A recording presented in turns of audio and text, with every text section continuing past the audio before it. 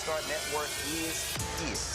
Hold no punches! I'm real revolutionary right now. Black power! Support this man, Black Media. He makes sure that our stories are told. Thank you for being the voice of Black America, Roland. Stay black. I love y'all. All momentum we have now, we have to keep this going. The video looks phenomenal. See, this difference between Black Star Network and Black-owned media and something like CNN. You can't be Black-owned media and be scared. It's time to be smart. Bring your eyeballs home.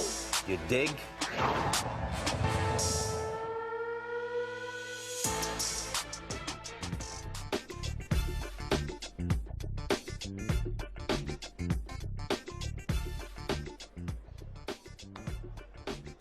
Hey folks, today's Friday, February 21st, 2026, coming up on Roland Martin Unfiltered, streaming live on the Black Star Network. I'm here in College Station, Texas, where the State Conference of Alpha Phi Alpha Fraternity Incorporated is holding their state conference. Earlier today, Congresswoman Jasmine Crockett spoke to the brothers here, and I'll also be talking to the gentleman who's going to be leading the effort to mobilize and organize black men in this state to get out to vote in the midterm, when, of course, the primary on March 3rd, for the general election in November. Also on today's show, the attacks on DEI continue. 45 universities are cutting ties with various organizations of dealing with people of color. One in particular that helps to get African-American PhD students in universities. They are also having ties cut, including the links as well. We'll talk to the president of the PhD project about how they are being impacted by Donald Trump's attack on African Americans. Also in today's show, folks, Donald Trump got a huge loss by the Supreme Court when he declared most of his tariffs are unconstitutional. He is not happy about that, but guess what? He's got to deal with it. We'll talk about that as well. Plus, we continue to focus on the life and legacy of Reverend Jesse Jackson Sr. We'll be joined today by two historic figures. One, former MLK, first of all, former Atlanta mayor, United Nations ambassador, congressman, and lieutenant to Dr. King, Ambassador Andrew Young. Plus, we'll also talk to Reverend William Barber, of course, Bishop William Barber, with repairs of the breach. So lots to break down, folks. It's time to bring the funk. I'm Roland Martin Unfiltered on the Black Star Network. Let's go. He's got it. Whatever the miss, he's on it. Whatever it is, he's got the scoop, the fact, the find. And when it breaks, he's right on time and it's rolling. Best believe he's knowing. Putting it down from sports to news to politics. With entertainment just for kicks, he's rolling. It's on go, y'all. It's Roland Martin, rolling with Roland now. He's funky, he's fresh, he's real, the best, you know he's Roland Martin now.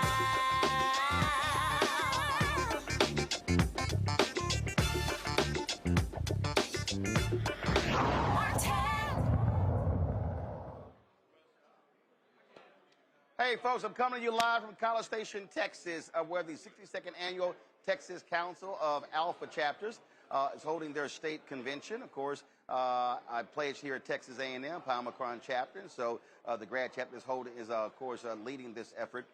And so you've got nearly 600 brothers from around the state who are here earlier today. Congresswoman Jasmine Crockett, she spoke to the brothers here.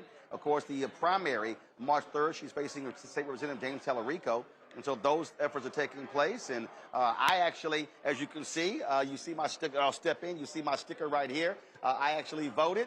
I flew into Dallas, voted in Dallas County, then drove down to College Station. I'm going to be, of course, speaking Sunday in Houston. And so it's, of course, I'll be all across this state. It's a busy weekend. And so a little bit later in the show, we were talking to the brother who's tasked with trying to organize and mobilize alphas all across Texas. But beyond that, black voters to make sure that they're casting their vote. In this state, African Americans have the largest number of black voters in any state in the country. In fact, when you look at minority folks in this state, 60% of Texas people of color, yet 60% of the folks that vote in Texas are white. And so that's what's happening here. So we'll talk about that. Now, one of the things that we have been looking at and dealing with is what we have laid out, and that is the targeting of African Americans, the effort by Donald Trump and MAGA to defund Black America. And so what they have been doing is attacking colleges and universities, forcing them to make massive changes to a variety of things. Again, I'm here in College Station, my alma mater, Texas A&M University, being led by this right-wing governor in Texas, Greg Abbott, and this nutcase right-wing Lieutenant Governor Dan Patrick. They have been forcing the Board of Regents to do away with race and gender. University of Texas took some action today saying that they want to keep students from having to take what they call controversial classes. That makes no sense whatsoever. But what we're seeing here, some 45, 50 institutions are being cut. We're talking about places where they have programming that's about reaching out and increasing the number of African Americans, Latinos, Native Americans, Asian Americans in colleges and universities. Well, Donald Trump's anti-Black, anti-DEI, anti-minority administration is hitting these folks hard. And so now all of a sudden, these universities are scared to death, so they literally are cutting ties with a variety of organizations. The Washington Post had a story, if y'all have in the control room, pull that story up. The Washington Post had a story laying out these cuts. In California, they literally are cutting ties with a chapter of the Lynx. The Lynx president was quoted as saying, we didn't know anything about this, but the one that also, I saw a tweet before I came live, Clemson is cutting ties with a number of conferences. In fact, I remember I spoke in Clemson, they have actually a conference for men of color. More than likely, that conference goes out the window. So people have to understand what we are seeing is a massive attack by Donald Trump and MAGA against efforts to recruit and retain African Americans. So what have I said they're trying to do by defunding Black America? They're trying to cut off access to colleges and universities. They're trying to cut off access to contracts. They're cutting off access to grants and things along those lines. And so there is a wholesale assault on Black America taking place as we speak, and folk need to wake up and understand what's going on. Joining me right now on the show, folks, is the president of the PhD Project, Alfonso Alexander. Alfonso, glad to have you here on Roland Martin Unfiltered on the Black Star Network. This is it's devastating. Again, I talk about Texas A&M. That was a conference where they were sending some folks, and the whole goal of the conference is to actually recruit minority PhD candidates. Well, Greg Abbott finds out. He orders the president and says to the president, that president has since resigned, if you do not cancel the travel to this, I'm going to fire you. And so what you have right now, Alfonso, are university administrators who are scared to death because what Donald Trump is doing is saying, I'm going to take away your federal funding, your research grants, if you support any of these programming. And so talk about how these ties being cut, how is it affecting your organization, the PhD Project? Sure. Thank you for having me, Roland. And it's affecting us significantly. We have been a tremendous asset to the academic community by providing access for talented individuals that normally wouldn't necessarily know about how they could get engaged and become PhDs, which then they impact the students that come through, and students of all color benefit from having diverse faculty that they're interacting with. And so what has happened for us specifically is, we had over 200 universities that partnered with us last year prior to the changes that the administration had put in place. And now, it's less than 100 that have partnered with us in that same capacity. Some of them have been forced. Some of them were part of that list of 45 that you referenced earlier, and others because of some of the things and the information that they are having to abide by within their state. That's caused some of those issues too. So we're wrapping up. We're working on other ways to be able to still provide access to young people through faculty who have a diverse level of understanding, diverse mix of individuals, so that they can still impact our country so that we can be better and continue to grow. But it's been very challenging for us from a financial standpoint. A significant financial hit has come our way as a result of this. and we're working through to fight through so that we can continue to provide opportunities. So for folks who are unaware, so what exactly was the PhD project doing for these students? Were you funding their travel? What was actually happening? Sure. And first of all, for folks who don't know, how long have y'all been around? Sure. So the PhD project has been around since 1994. And what we have done is been able to create a community that includes individuals that were already PhDs mentoring PhD students. PhD students learning and growing and understanding how to be better researchers, how to be better teachers as a part of the process, and how to create that community so that they have a positive impact on students that come through both undergraduate and graduate level programs in business schools. And what we do is provide a forum for those students to get together with those faculty members. We provide access to resources that can help them. You know, one of the challenges and one of the misconceptions that was out there was that we were giving funding to students that fit certain ethnic groups, but not to others. Well, we don't provide funding. We just provide access to information and partnerships that they can then seek opportunities through those. But the influence of the organization has been great in the 30 plus years that we've been around. And that's been what has been a challenge for those who feel like we're helping people who we have traditionally helped and don't think that's necessary. So here's the question, that is, as a result of this, is this going to, in your estimation, lead to a drop in the number of minority PhD candidates? Or are y'all working to try to find other ways to keep them involved? Because, and this is the thing that I keep trying to explain to people, that what this is this is literally cutting off access to not higher education, but the upper echelon of higher education.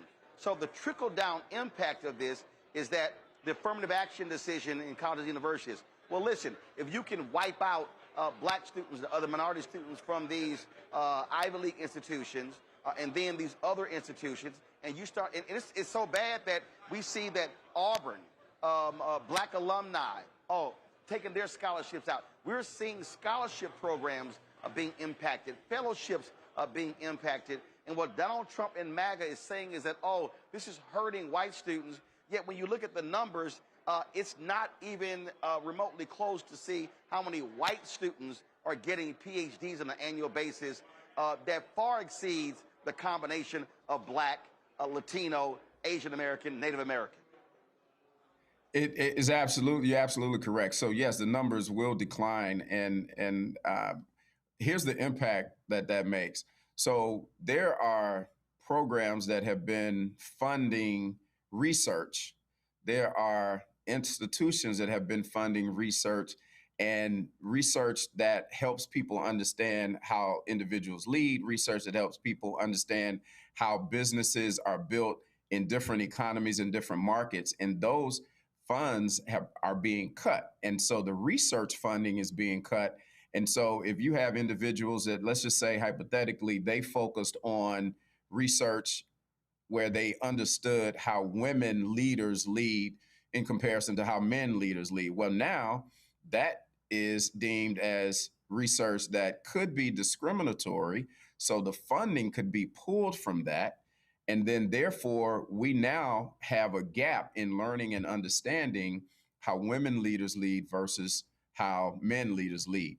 Now, if you take that and look at from a gender, beyond gender, and look at from an ethnic standpoint, any diversity related programming, many of those things either have already been jeopardized or will be jeopardized by a pullback of funding. And all of that cripples the development of academia. It cripples the opportunities that people develop to understand how to be better. So it attacks the entire system from an education standpoint, and particularly those who don't normally have that access, because now if there's not funding available for them to do research or for them to get scholarships, as you mentioned, minority scholarship programs and other scholarship programs that have been designed to help even the playing field are now being restricted or taken away. And therefore, it just gives the opportunities for those who already have those opportunities to get more, and the ones who have limited opportunities to have less. Well, and not only that, what they also did is they're trying to change the requirement, if you will, or the classification of people who go to nursing school, to say that's not in the medical field. And then what they're also doing, they've capped what folks can get in terms of financial aid for those postgraduate programs. And so the problem is, if you're a black listen, we know the numbers don't lie. If you're a black student, you're a Latino student, you know, and Native American student, Asian American, you're talking about you don't have access to those dollars. And so now by capping that, folks are like, well, wait a minute. If I don't have the extra $20,000, now I can't get my PhD. And this is what I've been trying to explain to my audience since the inauguration of Trump last year, that what we are seeing, how I frame this, is a massive effort with Project 2025 to defund Black America, that they are attacking multiple institutions, and that is having a profoundly negative impact on our people. Well, absolutely. There's an organization that you and I both are affiliated, and you know, part of what we do is try to get to know the best of one another. We, through some scholarship funding, have provided hardship scholarship dollars for universities to distribute to students that are in need. We've had 2 universities to tell us that they can't accept those funds because of who those funds have been traditionally going to. So they can't even help students that are in hardship through funding from us as an organization now. So it doesn't just impact what we see and what's overt in terms of some of these things where you have programs that are going away, but there are students who maybe fell on hard times because they had a car that needed repair and could not afford books or could not afford to pay their bill for the rest of that semester. It impacts the academic system overall. Well, first of all, you're talking about Sigma Pi Phi Fraternity Incorporated, the Boule. I ain't got a problem actually saying it. But let me tell you, this is what Tom Joyner did. Let me tell you what Tom Joyner did. When Tom Joyner had the Tom Joyner, and this is what I think our black nonprofits are going to have to do as well. When Tom Joyner, his foundation, he did not send the money to the schools. He sent the money to the students. And I think what's going to happen is that with these organizations are going to say, well, you can no longer have your black alumni scholarship through the Alumni Association. That's where we say, okay, fine. We're going to keep our money. Then we're going to send the word out. If you're a student, if you're an African-American student, you've got a hardship, you let us know, and then we're going to do it that way. Alfonso, what I have been saying all across this country is that this is a moment where African-Americans, to be perfectly honest, are going to have to return to how we moved and flowed during Jim Crow, where we are frankly insulating ourselves, where we are pooling our resources. And I'm like, look, he's going to be there 3 more years. The attacks on black people are going to continue. And so what we have to be doing right now is saying, okay, since y'all are putting up these barriers, we are going to find another way to ensure that our black students are going to be funded and taken care of, and they're not going to be fall by the wayside because of this white nationalist agenda that's coming out of the White House. We have to make sure that we create opportunities for everybody who deserves it, like our people, to be able to have the academic success, the opportunities that they deserve. And you and I both know that you can go to any inner city in the country and see talented young people that just need to be inspired and need an opportunity. And we've got to figure out, to the point that you made, how we work together to be able to create these opportunities and continue to create these opportunities at the lowest level of academia, so K through 12, all the way up to the PhDs. Because if we don't have the PhDs teaching, and that's why I can appreciate many of the panelists that you bring on, they help to bring knowledge in spaces that people aren't able to get them in academia right now. And with all of what you mentioned that's happening in Texas and other places where they're trying to remove certain classes and certain opportunities for people to know and understand how to better integrate or to better live on their own academically, then we have to fill those gaps. And to your point, the way we fill those gaps is we bond together and work together to figure out new ways to be able to create opportunities for success. And that's part of what we're trying to do now with the PhD project. We realize that we have to create new programs that are self-funding. Yep. We have to also call upon the alumni who have come through our programs to help us with funding to replace the funding that the universities had typically given us as part of the partnerships that they aren't able to do at this point. Absolutely. Give folks the website if they want to be of assistance to the PhD project. Sure. It's www.phdproject.org. And we have an area there where you can join what we call the Vanguard Society. And the Vanguard Society is just people that are interested in helping to propel academia through the programs that we offer. Again, that's phdproject.org. The Vanguard Society has a specific page there, and you can join us and really be engaged in supporting us. Even if you're not a person in academia, but you're a person that's interested in educational access for all, that's what we're trying to protect and build and grow upon. All right then. Alfonso Alexander, I appreciate it, bro. Thanks a lot. Hey, thank you. And I'm glad that all of that other black and gold left from behind you, because the purple and gold is really what we like the best. Hey. No, first of all, let's be clear. It's alphas all around here. So, we outnumber y'all omegas at any time except in prison. Oh, no, that's not right, man. See, things just got better in 1911. They started in 06, but in 11 they got better. You opened that door. Thank you for having me. You opened that door. I was not trying to go there, but I closed that door. Hey, you got the mic last, so I'm going to quit while I can. Yeah, and the only reason I'm not rocking Alpha shirt today because tomorrow is the 61st anniversary of the assassination of Malcolm X, and his daughter Ilyasa Shabazz sent me this shirt in their partnership with Active Black. That's the only reason you ain't seen me dripping in black and old gold. And don't remember, hey, don't forget, y'all Lanny took is one of my favorite. Lanny is one of my favorite people in the world, man. So thanks for supporting him. And you guys have a great convention. And sometimes you got to give some love where it's due. I appreciate it. Thanks so much. Let's bring in my panel. Matt Manning, civil rights attorney out of Corpus Christi, Texas. Winkuni Siant, she's the co-founder of Politicking out of D.C. Michael Imhotep hosts African History Network show out of Detroit. Glad to have all three of you here. Winkuni, I want to start with you. Again, I'm trying to explain to people, this is a direct attack on Black America, and people need to stop playing around and wake up to see what is going on by Donald Trump and MAGA. This is a white nationalist administration that does not want to see black folks succeed. The number one way that you address and dismember a black community is to start with their educational system, Roland. This is why they wouldn't let black people read back when we were enslaved peoples. And so now they're doing the similar thing by trying to dismember organizations like the PhD Project, by severing them, by cutting their funding, by making universities scared to partner with them. My question, Roland, would be, why aren't we looking into organizations like Turning Point USA that are all over college campuses throughout this nation?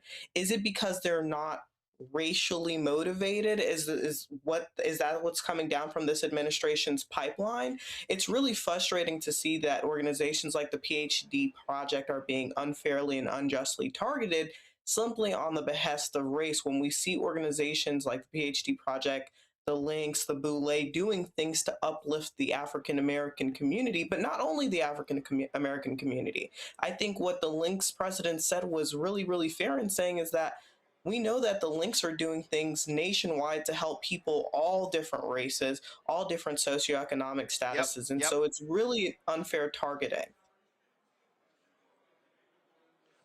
Look, Matt, I mean, I've got some folks who are concerned that they're going to come after black Greek-led organizations. And here's the deal. Alpha was integrated before the armed services was. I mean, and so but people have to realize that, again, there's a bullseye on the target of black people and all minorities. And what they want to drive is a white agenda, and that's what this is all about, by trying to cut off access to colleges and universities.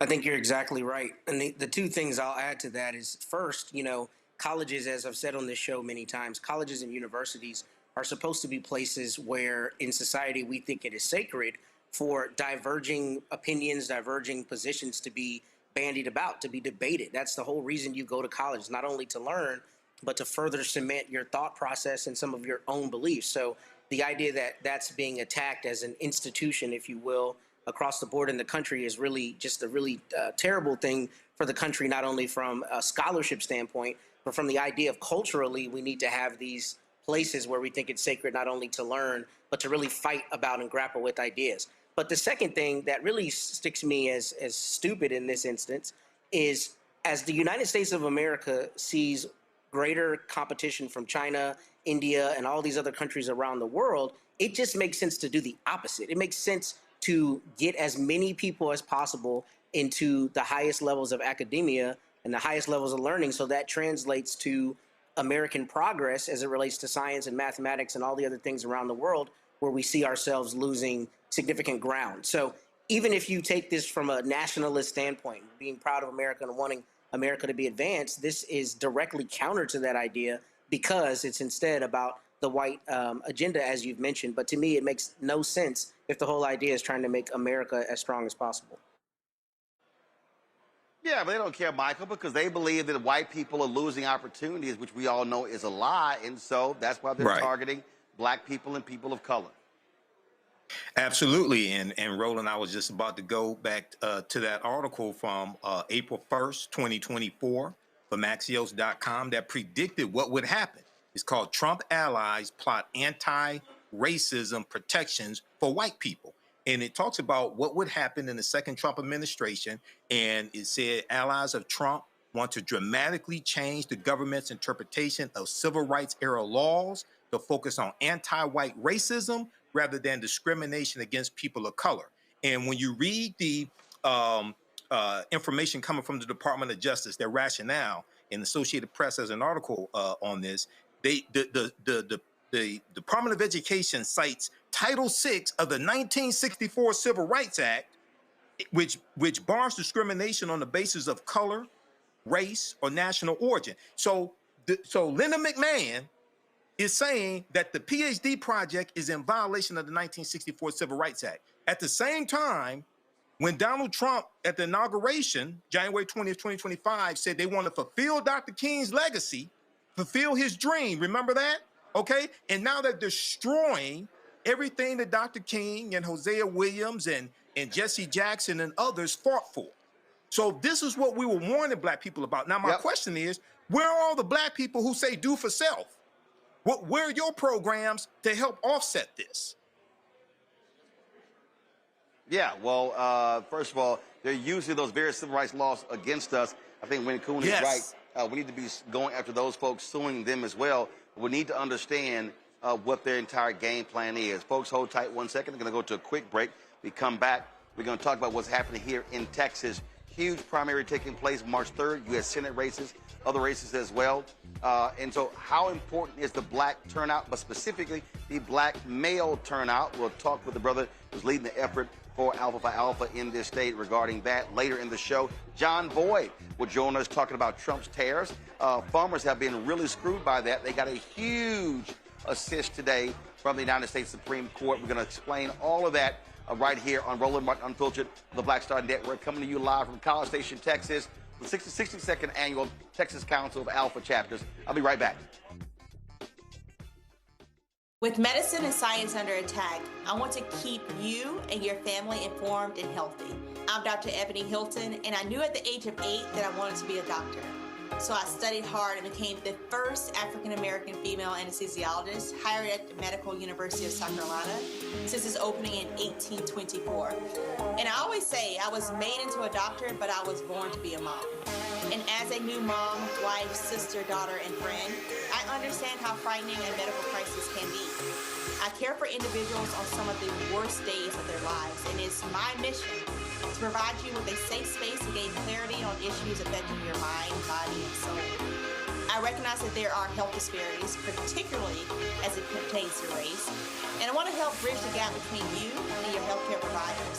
Join me every Thursday for Second Opinion on the Black Star Network, where each week I'll invite experts from various medical fields to share the latest health news. We'll discuss topics such as the vaccine debate, mental and sexual health, medical bias, infertility, menopause, andropause, nutrition, and aging.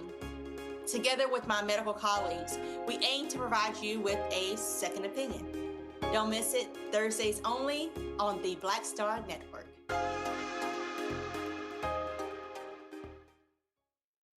What's up? It's Talib Kweli. I'm CEO. This is the Black Star Network.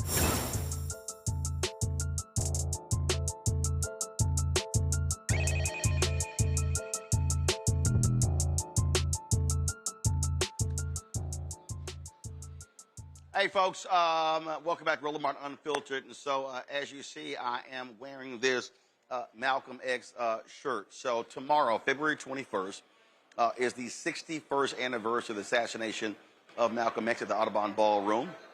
I was texting his daughter, Ilyasa Shabazz, and I said, hey, I wanted to wear something for your father. And so they have a partnership, as you can see right here, with the folks at Actively Black, and so you see right here. And so she sent me a couple of great items.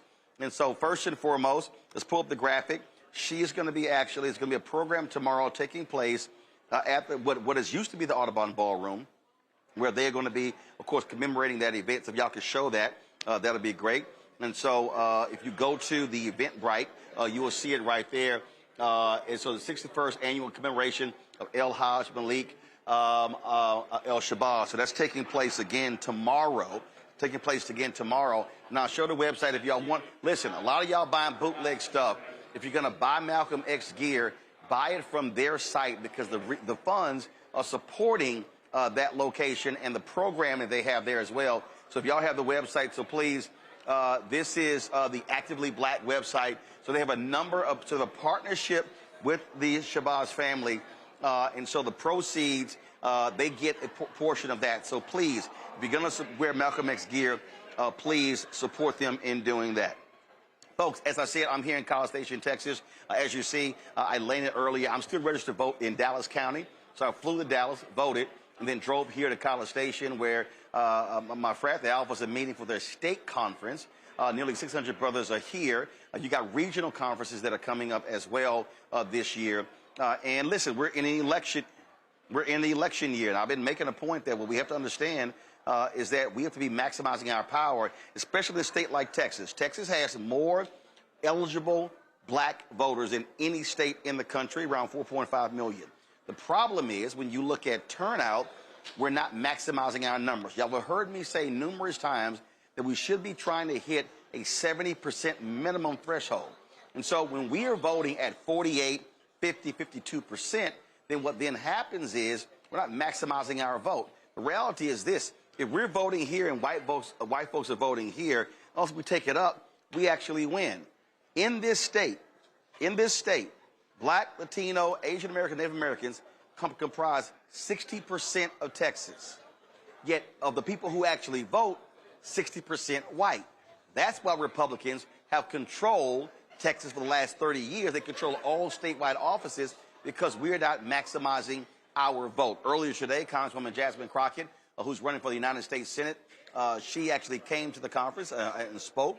And I believe also Representative of James Tellerico spoke as well. My next guest, step on over. Jesua Robo Inabakari, Deputy Executive Director of Texas Council of Alpha Chapters, joins me right now. And so, so walk us through, what are the brothers doing to really, first and foremost, make sure that every Alpha in the state is registered, is going to vote, but how are we utilizing Alpha's capacity? Because what I have been saying for years is that if you look at the number of D9 chapters in every single state, we are significant, but we're not using that power appropriately. Let me just make sure your microphone is on here. I don't think I turned it on. And so I just think that a big issue for me is that we talk about GOTV efforts and things along those lines, but we can actually be doing more. So right now we're at an inflection point in our country. And an inflection point means that some significant change may happen, not that it will happen. And so right now the zone is being flooded. As a black person, you're probably overwhelmed with all of the things that are being attacked. Every piece of black culture, black society, black identity is being attacked by this white nationalist government. There's a slide this way right here. Keep going, keep going. And so what we have to do is we have to, one, you're right, make sure that every brother is voting. So we have to make sure that every brother is knowledgeable of the issues. Next, we have to go out into our community and help those in our community understand where their pain point is on the ballot. Right. Because if we can tie their pain to an elected official that's causing it and a candidate that can relieve it, then we can then motivate them to go out and vote. Well, look, when I voted today, there were several constitutional amendments that were on the ballot. One of them talked about Medicaid for all. Another talked about an affordable living. And so those are on the ballot. Typically, again, people ignore propositions. But this is how we can change that.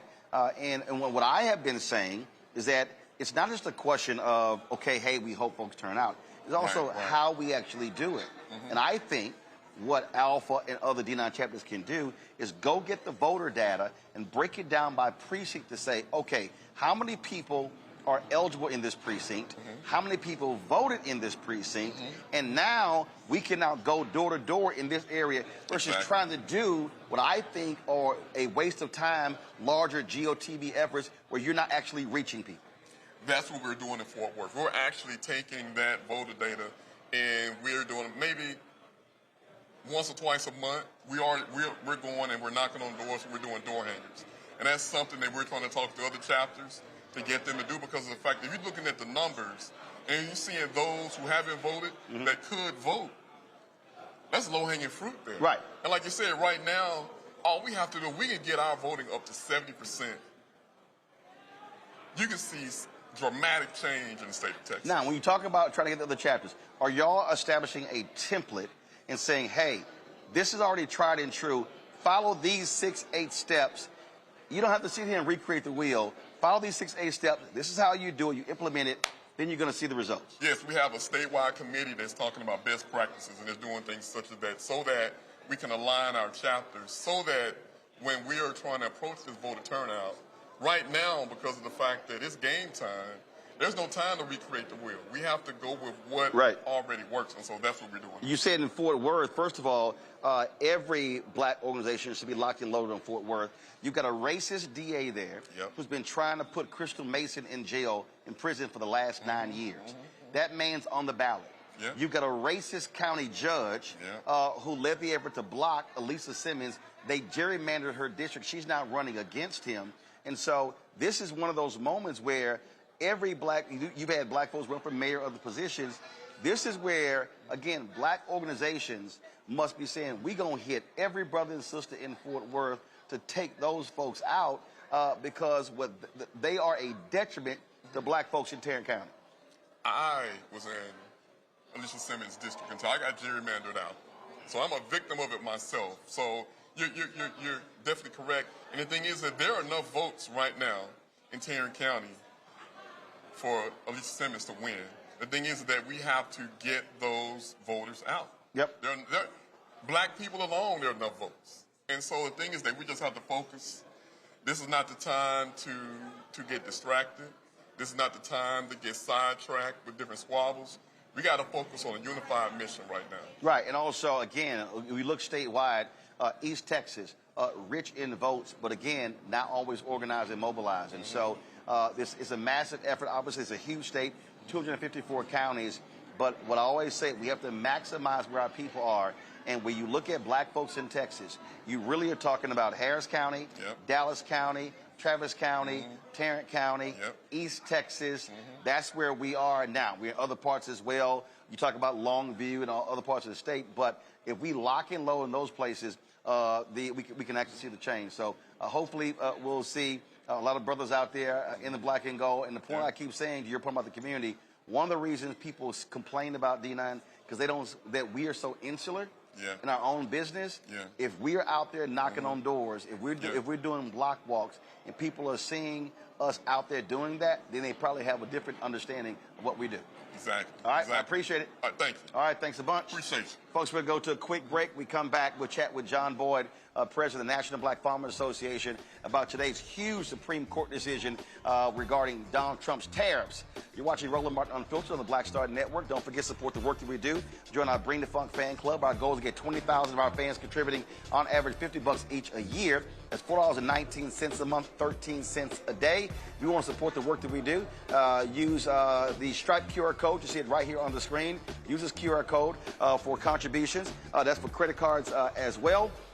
Check some money order. Make it payable to Roland Martin Unfiltered, P.O. Box 57196, Washington, D.C. 20037. That's 0196.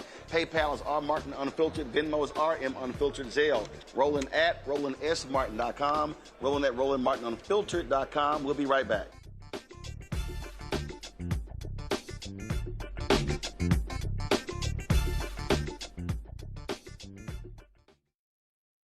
I'm Brittany Noble, Midwest-born, HBCU educated with experience in newsrooms across the country. Well, I've teamed up with Roland Martin to bring to you The Breakdown.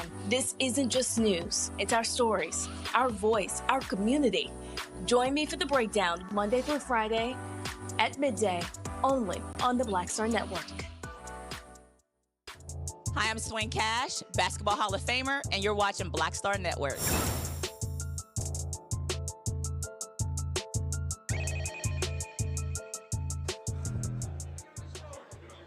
Folks, big loss for Donald Trump today at the Supreme Court. In a 6-3 decision, they declared that his use of tariffs, in case nearly all of them, is unconstitutional, that Congress has the authorization when it comes to those tariffs. He was a little hot, upset, because this has been the cornerstone of his economic policy. He's been, frankly, schizophrenic. It's had a negative impact on the economy. If you look at in the final quarter of 2025, the GDP only grew at 1.4%. The economy is expected to be 3%. But the folks who also are happy with this here are a number of companies that rely on trade with partners across the country, but also American farmers. John Boyd is president of the National Black Farmers Association. He joins us right now. And John, listen, you deal with this directly. Farmers have gotten screwed because Donald Trump's tariffs have been schizophrenic. They've been crazy, how he's been penalizing and targeting a number of countries. And so this decision is going to have a positive impact. Now, granted, he already has come out and say he's going to use some other law, but trust me, they're going to follow suit there. But for you, you say this is great news. Roland, guess what, brother? I've been on your show at least 5 times talking about the tariffs. The president lost and I won, Roland. I won by 6-3. And I've talked on your show before about how the tariffs are illegal. Illegal. And for the first time, I think, in my life, the Supreme Court really said, you know, John Boyd is right on this one. The president tariffs have put America's farmers out of business, put us into bankruptcy, foreclosure. We have farmers that are committing suicide. And the names that this president was calling the Supreme Court justices, you know, and we haven't always agreed with their decision, but the names that he called the Supreme Court justices from the White House. And then on top of that, Roland, he used the White House today. To me, he violated the Hatch Act. He said, vote Republican from the microphone right there in the White House. So the president is deplorable in my standpoint of what he's doing. But for the day, for a few minutes, we won and he lost. Well, first of all, they always violate the Hatch Act. They don't give a damn about violating the law because they do whatever the hell they want to do. So that's no shock right there. But again, I saw one story that said last year, 15,000 farms shut down, the highest number in years. And listen, a lot of these farmers, they voted for Trump. they're getting screwed by this same fool. And so I don't understand. I don't understand why these farmers, these white farmers, I don't understand why they ain't marching on Washington, D.C. I mean, this man's economic policies are destroying family farms, destroying jobs, leading to suicides and bankruptcies. And the reality is they still support this idiot. And Roland, they voted for him 3 times, man. They voted for him 3 times. And guess what? The only farmer I saw on the 24-hour news cycle was me. I haven't seen any white farmers who are on the brink of losing their farms speak out and say, you know what, the Supreme Court made the right decision. They're still supporting this president. They're going down supporting this president. And the last time we was on the show, I mentioned to you how they kind of disinvited me to the White House meeting. All this stuff, didn't have a black farmer at the table, didn't have a black farmer in the audience. So today is great news for me that this president got up with some bad news. He's been giving us bad news for a whole year, Roland, but today he got some bad news. And you can see from his emotion from the White House that he was angry. He was angry. And these 10% proposed tariffs that he has, it can only last for 100+ days. So it's just something to try to take away the sting. 150. 150 days. And you talk about not being invited to that meeting. All of those dancing, laughing Negroes, I call the help, who were at the White House for Trump's Black History Month reception, didn't say a damn thing. And so they claim they support black people, but they were real quiet when you were not invited to the table. But that's really how they are. And so we certainly will see what happens when it comes to these tariffs. But certainly this is actually, since he's been there, this is the first time this Supreme Court has went against Donald Trump.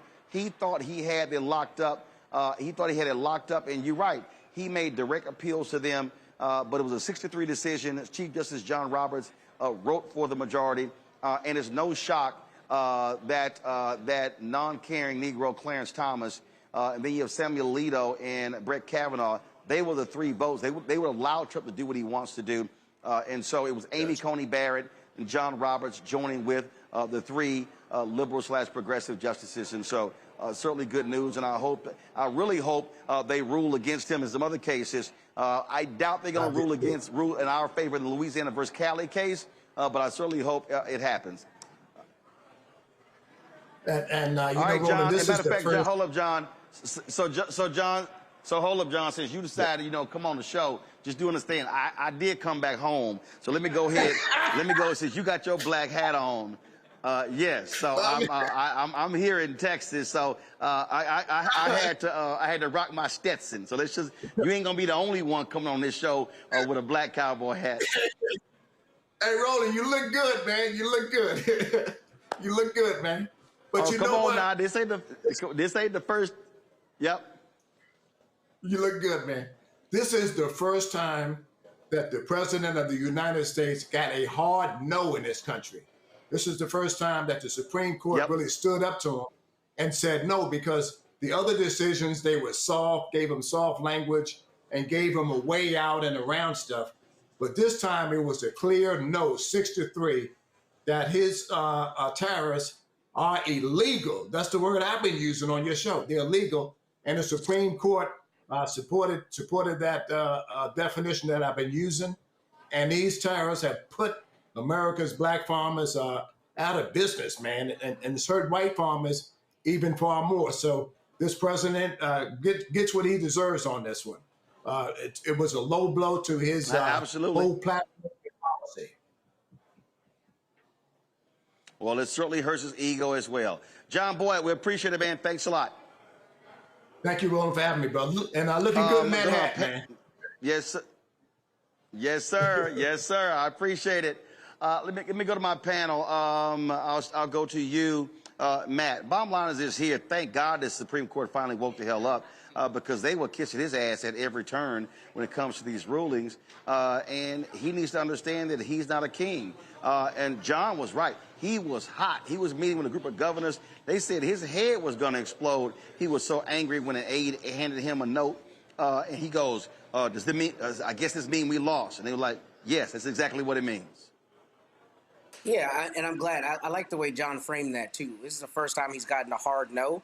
It's been a long time coming. And he got a hard no from Gorsuch and Roberts, who, in my opinion, have been complicit with a lot of the times that the Supreme Court has allowed him to do things that are either questionably constitutional or blatantly unconstitutional. So it's good that they had this force. It's good that they, made a common sense ruling and showed that the statute did not allow for the interpretation that the government was taking. And I think there are a couple attendant circumstances here, or collateral consequences, if you will, that come out of this. The first is the Republicans who are finally growing some gumption and wanting to step away from Trump, I think, can start to do that more. I saw that Massey and Don Bacon and some other people were rejoicing about this. Now, they're going to say it's just about conservative values, but I think a lot of them are trying to step away, hopefully, and this will allow them to do that. Two, I think this will allow Congress to be a little more strengthened in its legislative policy making, hopefully.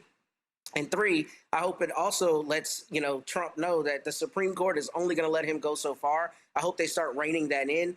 And I think it shows that if you are a part of the Trump administration or aligned with them, you're only as valuable to them as long as you're providing them the value that they want. I mean, for the president to call the justices that ruled against him, quote, disgraceful, these are the same people he would be lauding if they let him do what he wanted to do. So that shows it's about him getting his way, not about a true value. And hopefully people start stepping away from that plantation. Michael, I saw this one Republican Senator, Bernie Moreno, say we should have an up and down vote in the Senate, giving the authority to the Congress. And I saw Republican strategists say, oh, you would be handing the Democrats an absolute gift if that happened. Yeah, they would. Now, it's important for people to understand the ability to tax and spend belongs to Congress. That's Article 1, Section 9 of the U.S. Constitution. So, and even though Trump said he was going to use the 1974 Trade Act to impose 10% tariffs for 150 days, if he does that, this will drastically help Democrats in the 2026 midterm elections, because personally, I hope Donald Trump shows his entire ass for the next 3 years. That's just me, because I want everybody to look and see this is what you voted for. You got white farmers losing their businesses, committing suicide. You got 22 million people lost the Affordable Care Act health subsidies, things of this nature because of this idiot. But if he doubles down and does this, you're going to have a lot of those Republican senators who say they support him now, who are going to lose their seats, and Republicans are going to take back the House of Representatives. So this is, and it's not just black farmers who've lost businesses, but it's a lot of African-American owned businesses that have gone out of business because of the increase in tariffs, right? And we see black people losing their jobs at the same time. We saw 8.3% unemployment for African Americans, and a lot of that deals with the tariffs. And then we just got the news this week that 2025 was the worst year for hiring since the year 2020. Okay, so this is good news for the rule of law, but we have to stay vigilant. And once again, this is an example of how elections have consequences. Hashtag we tried to tell you. I get a kick when Cooney out of these idiots trying to spin how amazing and phenomenal this economy is. No, it's not. And tariffs have really wreaked havoc on this economy because Trump has been so ridiculous. I mean, levying tariffs because he didn't like the tone of another country's leader when he was on a phone call with them. This shows how much of an idiot this guy is. I mean, let's look at Brazil. He hit them with a 40% tariff. He imposed 25% levies on India as punishment for importing Russian oil. I mean, this guy really thinks he's the king of not only the United States, but the entire world. I'm really curious about, what Costco and Crocs and Revlon are saying. They're turning to the courts and they want a refund. They want a refund on the levies that they've paid on these imports because these imports, these tariffs have already been levied, right? People have already shelled out millions and millions of dollars on this.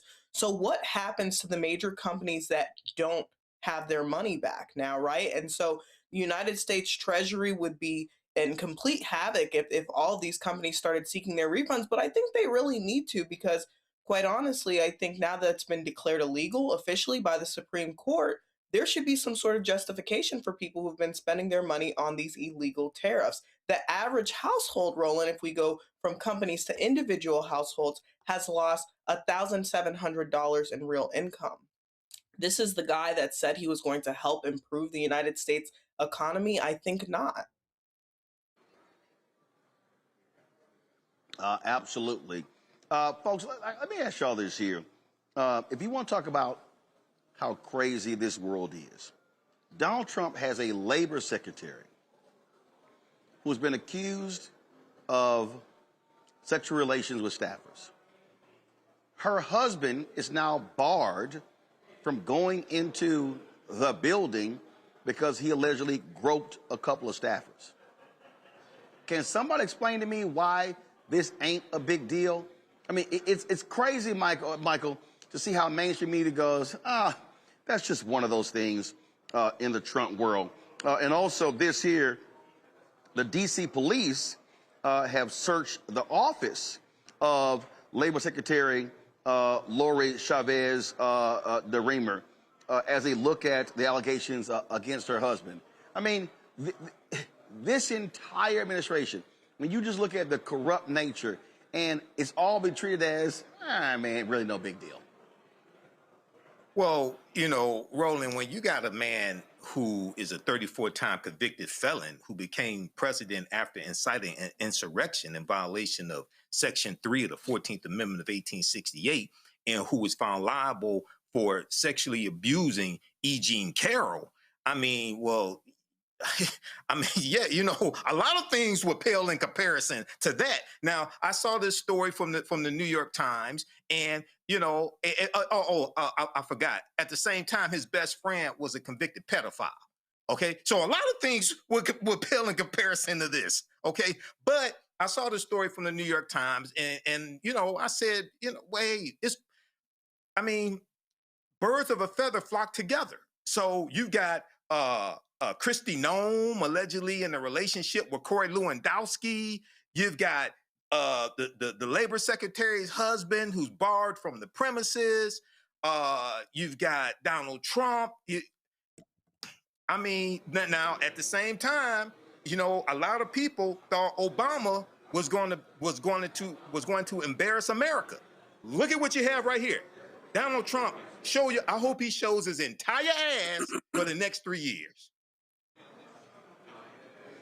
Well, the reality is nothing's going to happen, Matt. They have openly avowed Nazis and white nationalists and white supremacists and racists serving, so they don't care.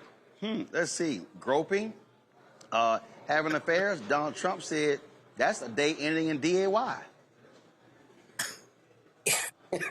Yeah, I like how you said that. That's exactly right. I think Michael hit the nail on the head. I don't have too much to add besides one thing I think is actually interesting is that my understanding is the Inspector General in the Department of Labor has started to look into some of these allegations. And I think that's so important because that's another, you know, to use Michael's term, right? That's why elections have consequences. When you have a president who wants to get rid of inspector generals, you want to get rid of inspectors general because you don't want somebody checking the work that's independent of you. So if this ends up being substantiated as an allegation, it's proof positive as to exactly why you need independent arms of the government that can't always be, you know, subject to the president's will or some other powerful person's will or whim, because what they do is they take away accountability. So if there is some meat on this bone here to these allegations, if the Inspector General is the one that uncovers it, that shows exactly why it's important to have those roles. And I think you're also right. I think this has just kind of become old hat. I mean, on one of the last episodes of this show that I was on, we talked about a potential candidate or person they were trying to nominate to go in front of the United Nations who talks about the Great Replacement Theory. I mean, none of this is surprising at this point. This administration is just going to try to do whatever they want. But hopefully with the Supreme Court's ruling today and some of the changing headwinds, we start to see that they're not able to do that with the impunity they've been able to do it thus far. Coney? Yeah, I'd agree with the two previous panelists. I think this is a discussion miscarriage of justice. And I think that I'm really happy to see that they're further investigating Chavez DeRemer's husband. I think obviously sexual assault, sexual misconduct has become normalized in this White House. And I'll dissent a little bit from what Michael said. While I don't want him to continue to show his ass, I fear he's going to. But unfortunately, the sexual assault and that being like a common practice in the White House now, it's a really scary thought. The last thing we want to do is have people think that it's okay to walk around, assaulting and abusing women, and particularly when they're in a position of power. Whether you're directly in a position of power or you're married to an official in a position of power, it's a miscarriage of justice all the way through. Unfortunately, America's not much of an example of that anymore. But I hope that at some point we can straighten up and start to fly this plane right. Hey, Roland. Absolutely. Let me think. When Cooney, Michael. Yeah, go ahead.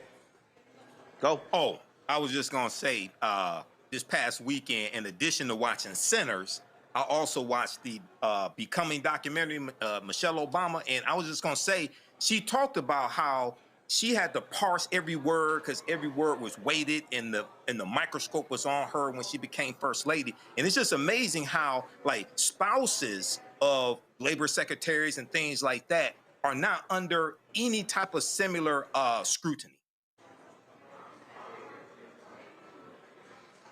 Well, that's how they roll. All right, Michael, yes. Winnacuney, as well as Matt, I appreciate y'all being on today's show. Thank you so very much. Folks, hold tight 1 second. Don't go anywhere. Coming up next, we have Ambassador Andrew Young. Of course, one of Dr. King's closest confidants will share his thoughts and reflections on the passing of his longtime friend and colleague, Reverend Jesse Jackson Sr. Bishop William Barber, co-founder of Repairs of the Breach, will also join us to share his thoughts on Reverend Jackson. You're watching Roland Martin Unfiltered right here on the Black Star Network. Back in a moment.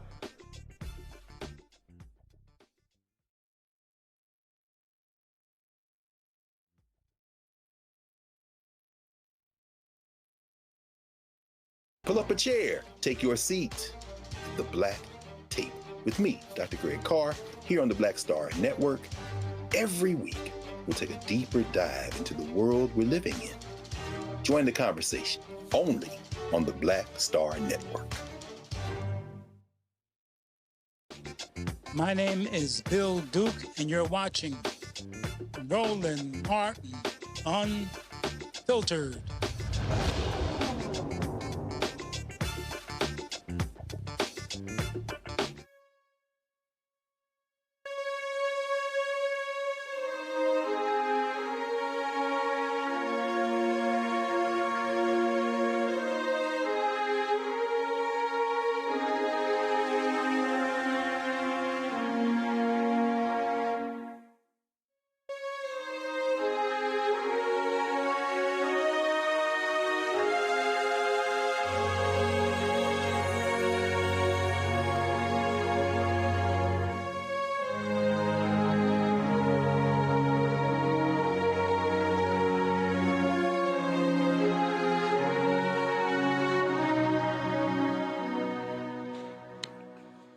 All right, folks, where did you connect with Ambassador Andrew Young to get his thoughts and reflection on the passing of Reverend Jesse Jackson Sr.? He passed away on Tuesday, early morning Tuesday, the age of 84.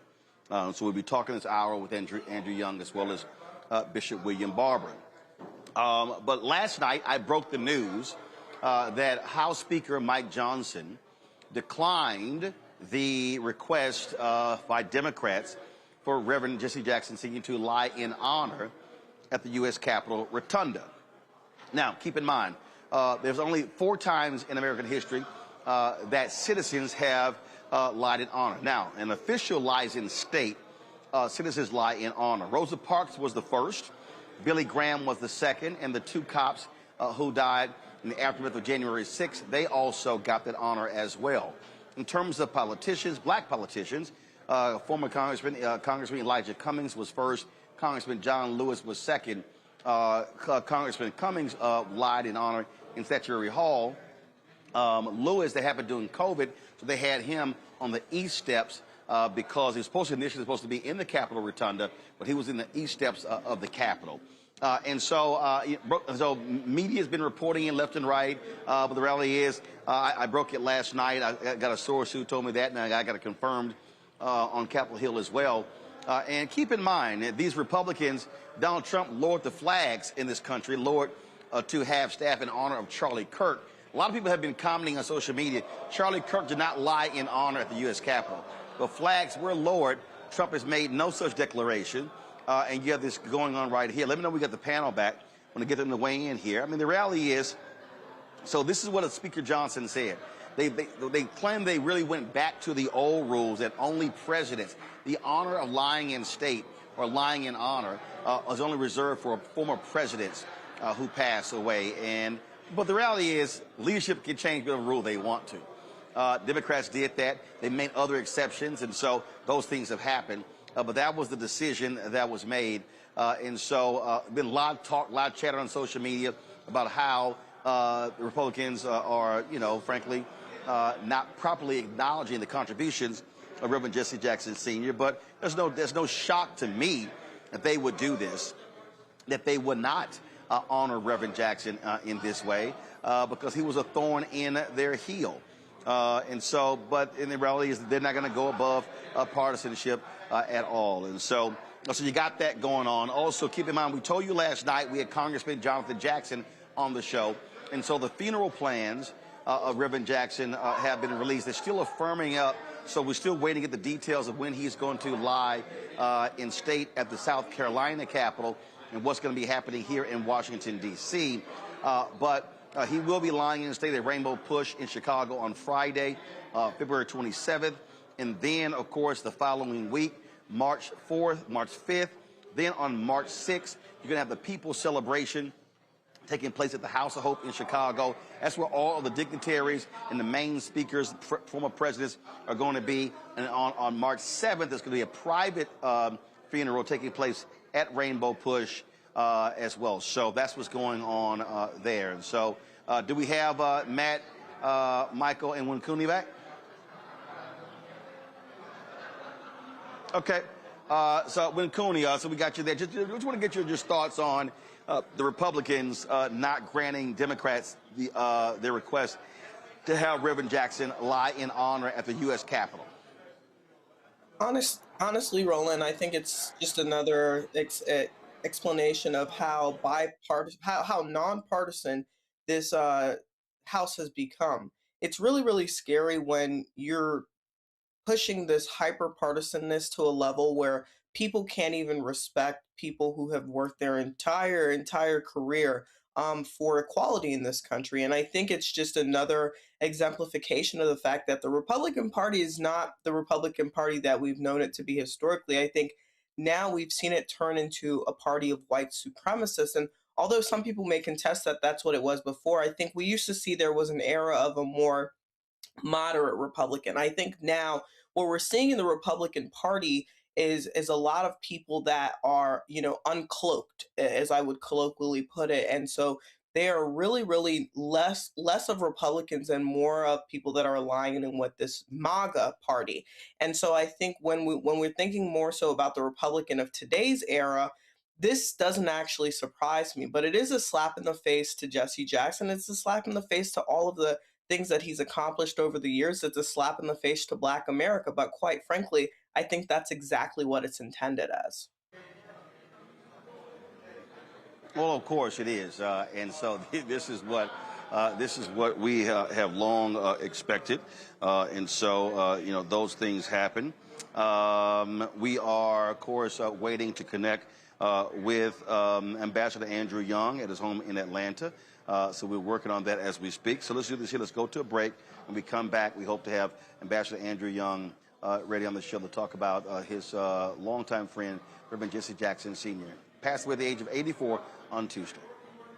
Back on Roland Martin Unfiltered on the Black Star Network.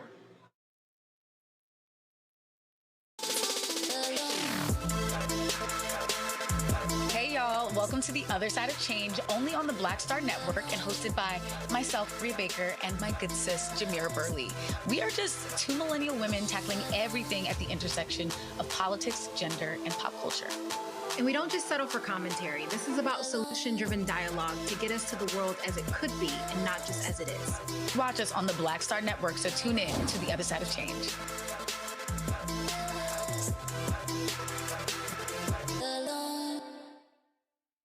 With medicine and science under attack, I want to keep you and your family informed and healthy. I'm Dr. Ebony Hilton, and I knew at the age of 8 that I wanted to be a doctor. So I studied hard and became the first African-American female anesthesiologist hired at the Medical University of South Carolina since its opening in 1824. And I always say I was made into a doctor, but I was born to be a mom. And as a new mom, wife, sister, daughter, and friend, I understand how frightening a medical crisis can be. I care for individuals on some of the worst days of their lives, and it's my mission to provide you with a safe space to gain clarity on issues affecting your mind, body, and soul. I recognize that there are health disparities, particularly as it pertains to race, and I want to help bridge the gap between you and your healthcare providers. Join me every Thursday for Second Opinion on the Black Star Network, where each week I'll invite experts from various medical fields to share the latest health news. We'll discuss topics such as the vaccine debate, mental and sexual health, medical bias, infertility, menopause, andropause, nutrition, and aging. Together with my medical colleagues, we aim to provide you with a second opinion. Don't miss it, Thursdays only on the Black Star Network. Pull up a chair, take your seat. The Black Tape with me, Dr. Greg Carr, here on the Black Star Network. Every week, we'll take a deeper dive into the world we're living in. Join the conversation only on the Black Star Network. On a next, A Balanced Life with me, Dr. Jackie, a relationship that we have to have. We're often afraid of it and don't like to talk about it. That's right, we're talking about our relationship with money. And here's the thing, our relationship with money oftentimes determines whether we have it or not. Balancing your relationship with your pocketbook, that's next on A Balanced Life with me, Dr. Jackie, here at Black Star Network. Hey y'all, welcome to the other side of change, only on the Black Star Network and hosted by myself, Rhea Baker, and my good sis, Jamira Burley. We are just two millennial women tackling everything at the intersection of politics, gender, and pop culture. And we don't just settle for commentary. This is about solution-driven dialogue to get us to the world as it could be and not just as it is. Watch us on the Black Star Network, so tune in to the other side of change.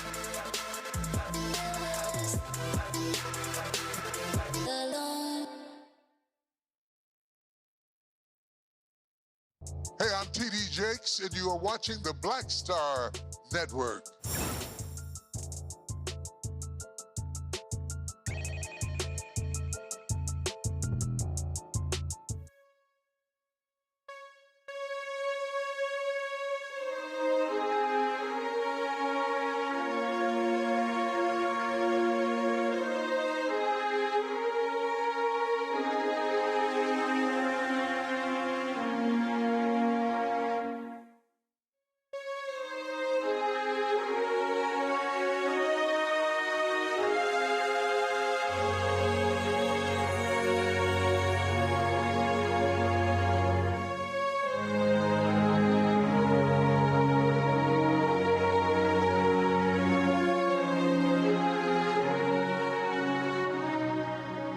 Folks, still waiting to connect with Ambassador Andrew Young, but let's now hear from actor Glenn Turman and singer Yolanda Adams, who shared their thoughts on the passing of Reverend Jackson with us here at the Black Star Network.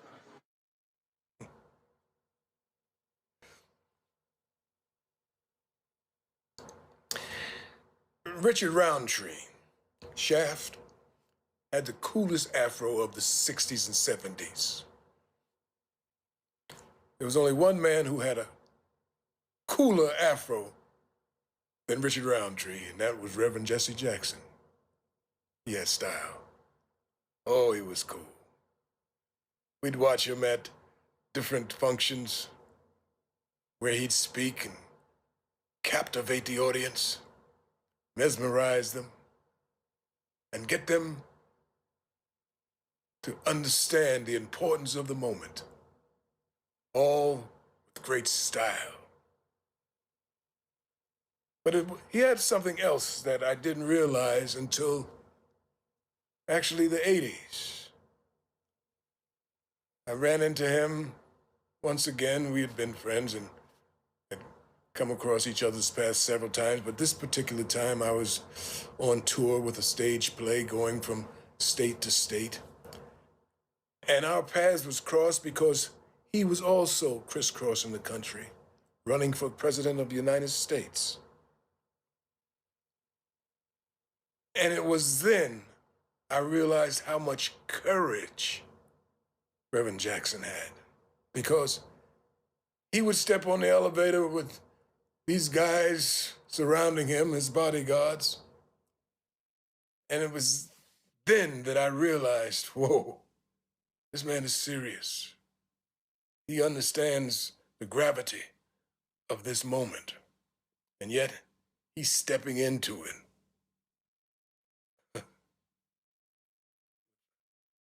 Pure courage. Yeah, he stepped up. He stepped up big time. That's what we need now.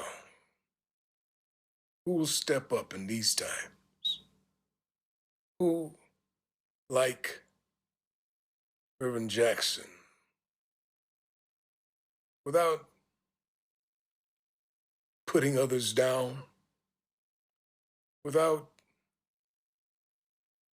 trying to appease or get likes. Who will step up? Who has the courage to fill this man's shoes?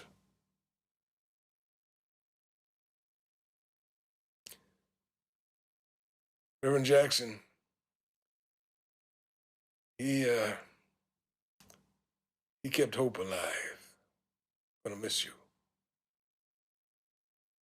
Hey everybody, it's Yolanda. Thank you, Roland, for this opportunity. I cannot, man, the last time I saw Dr. Jesse was at Sheila Jackson Lee's service. And they were moving everybody so quick and fast and everything. I didn't get a chance to give him a hug because I always, whenever I would see him, I would always give him a hug. We go back so far, many, many moons ago in the, late 80s, early 90s, when I would come to Chicago and he would come to the concerts, and then he invited us to different functions like prayer breakfasts and things like that. And he became a really hardline supporter of everything that we did. Of course, he loved gospel music, loved music, period.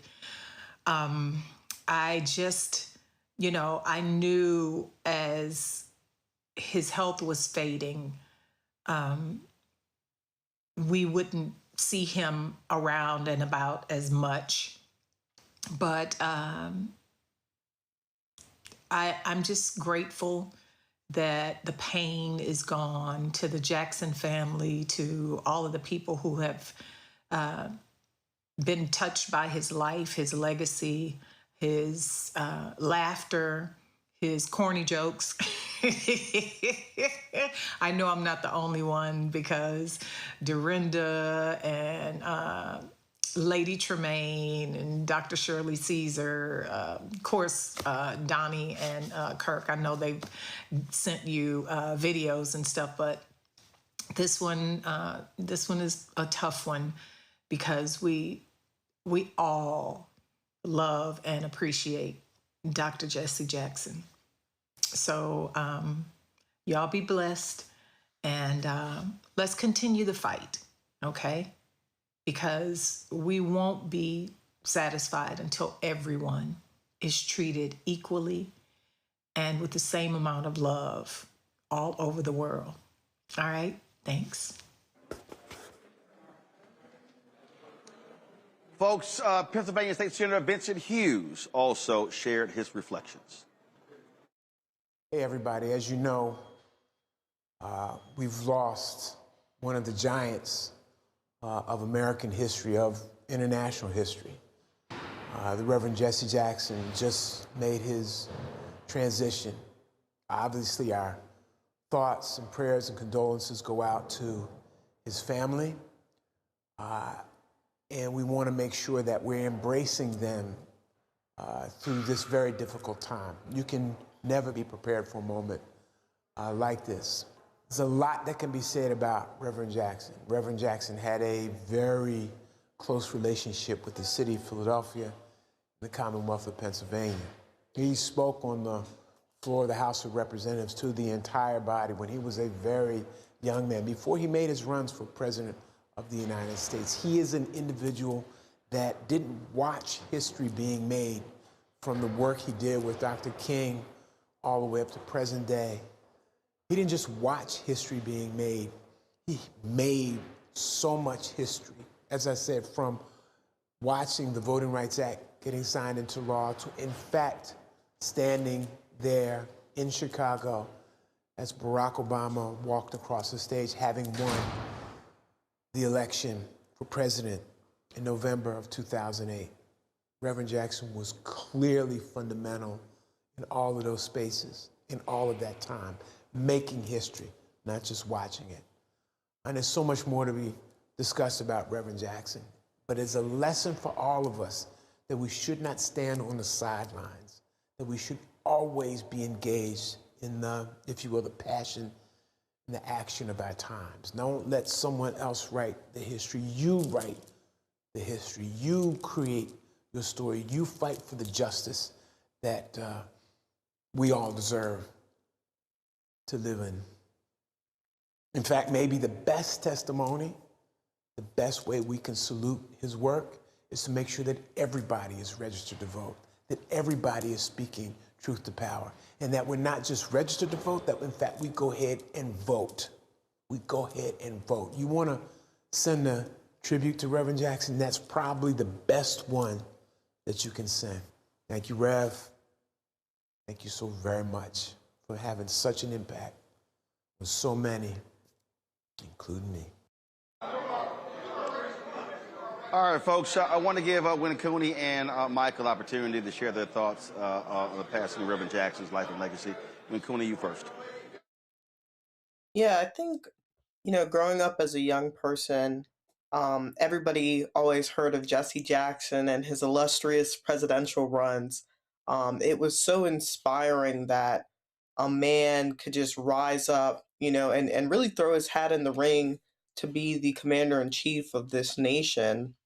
And I think at that time in life, that was a position that was still held in the highest reverence, right? And I think what Jesse Jackson did was solidified the notion that we could be in those spaces. And he championed that, even though he didn't win that election. I think he won in the hearts and minds of many Americans, and really opened the door for people like Barack Obama to later run and successfully win the campaign for president. Not only that, but Jesse Jackson acted as a mentor to so many different civil rights leaders and champions, and particularly at this time in American history where we see a dearth in leadership, I think we really look through the Reverend Jacksons of the past to see, who our future leadership will be. I think we need more courage, as some of the previous speakers might have mentioned, is we need to be courageous in this time, and who will take up the mantle where our greats and our champions have fallen. And so I think this is a time of pause and reflection within the African American community to really think about Jesse Jackson's legacy, the legacy he left, and the legacy that's to come. And it's not just his children that are mourning a champion and a giant, but the Black community and Black America as a whole. And I think we need to challenge ourselves with the question of who will be the next Jesse Jacksons, the next Malcolm X's, who will be the champions of this new era and this new generation, because it's really pivotal that we identify those in order to move forward in these really challenging and perilous times. Michael. Yeah, this is a big loss, and I'm a little older than Wayne Cooney. So I remember when I was a kid growing up in the 1970s, I had an afro as well. And, we grew up with Muhammad Ali. We grew up with Reverend Jesse Jackson. I remember seeing Reverend Jesse Jackson on Sesame Street. Now, I may have not been when it originally aired, but I was a kid and, I was watching Sesame Street. We saw him then.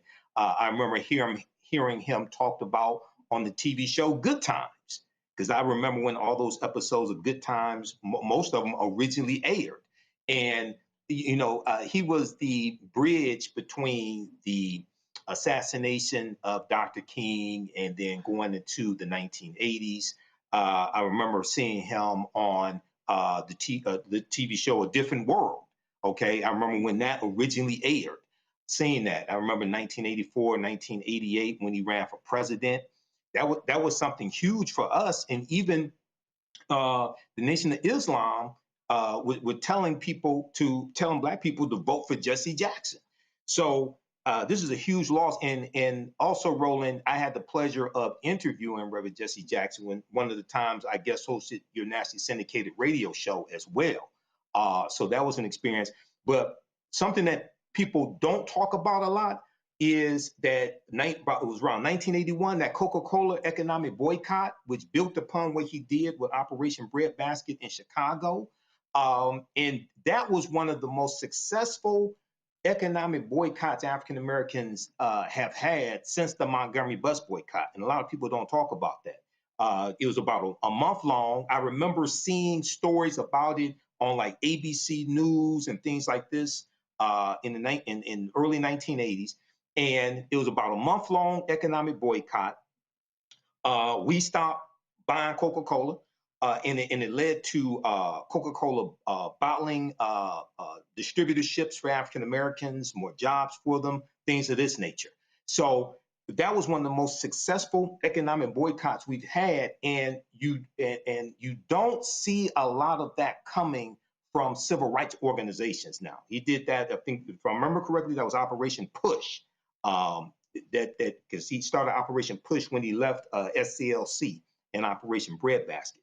So this is a huge loss, and I echo Glenn Turman about who's going to fill his shoes. It'll probably be a collective that does it, a collective organization, but we need to really study Jesse Jackson. You don't have to agree with everything he said or did, because I had some disagreements with him, but this is somebody powerful to learn from. And then after the 1988, even though he lost in 1988, didn't get the nomination, he was able to get the Democratic the Democratic Party to change and go to the proportional vote. And that helped go from winner take all, go from winner take all to proportional. Absolutely. Yes. Exactly. I got to go to a break. I got to go to a break. Let me thank Michael McCooney for sharing your thoughts. I appreciate it. Thank you so very much. Let's go to a quick break. Hopefully we can sort out the technical issues with Ambassador Andrew Young. If not, we'll come back with my interview with Reverend Jesse Jackson leading up to MLK 50 in 2018, which commemorated the assassination of Reverend Dr. Martin Luther King Jr. On that Lorraine Motel balcony in Memphis, Tennessee. You're watching Roland Martin Unfiltered on the Black Star Network.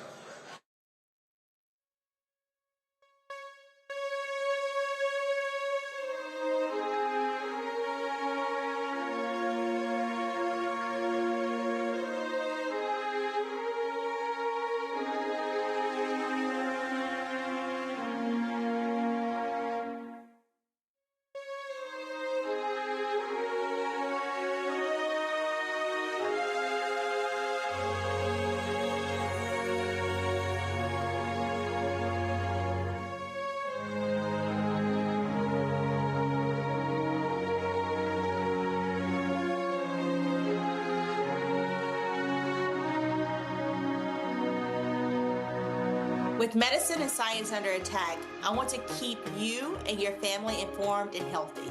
I'm Dr. Ebony Hilton, and I knew at the age of 8 that I wanted to be a doctor. So I studied hard and became the first African-American female anesthesiologist hired at the Medical University of South Carolina since its opening in 1824. And I always say I was made into a doctor, but I was born to be a mom. And as a new mom, wife, sister, daughter, and friend, I understand how frightening a medical crisis can be. I care for individuals on some of the worst days of their lives, and it's my mission to provide you with a safe space to gain clarity on issues affecting your mind, body, and soul. I recognize that there are health disparities, particularly as it pertains to race, and I want to help bridge the gap between you and your healthcare providers. Join me every Thursday for Second Opinion on the Black Star Network, where each week I'll invite experts from various medical fields to share the latest health news. We'll discuss topics such as the vaccine debate, mental and sexual health, medical bias, infertility, menopause, andropause, nutrition, and aging. Together with my medical colleagues, we aim to provide you with a second opinion. Don't miss it, Thursdays only on the Black Star Network.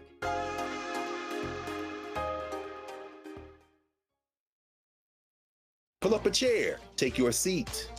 The Black Tape with me, Dr. Greg Carr, here on the Black Star Network. Every week, we'll take a deeper dive into the world we're living in. Join the conversation only on the Black Star Network.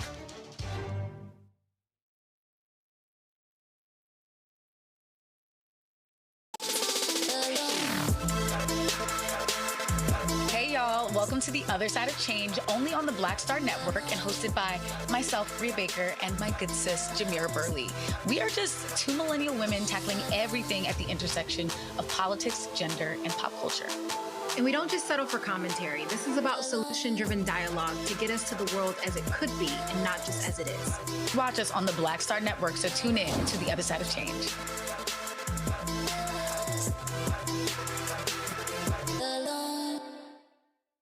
I'm Ryan Wilson, CEO and co-founder of The Gathering Spot, and you're watching Roland Martin Unfiltered on the Black Star Network.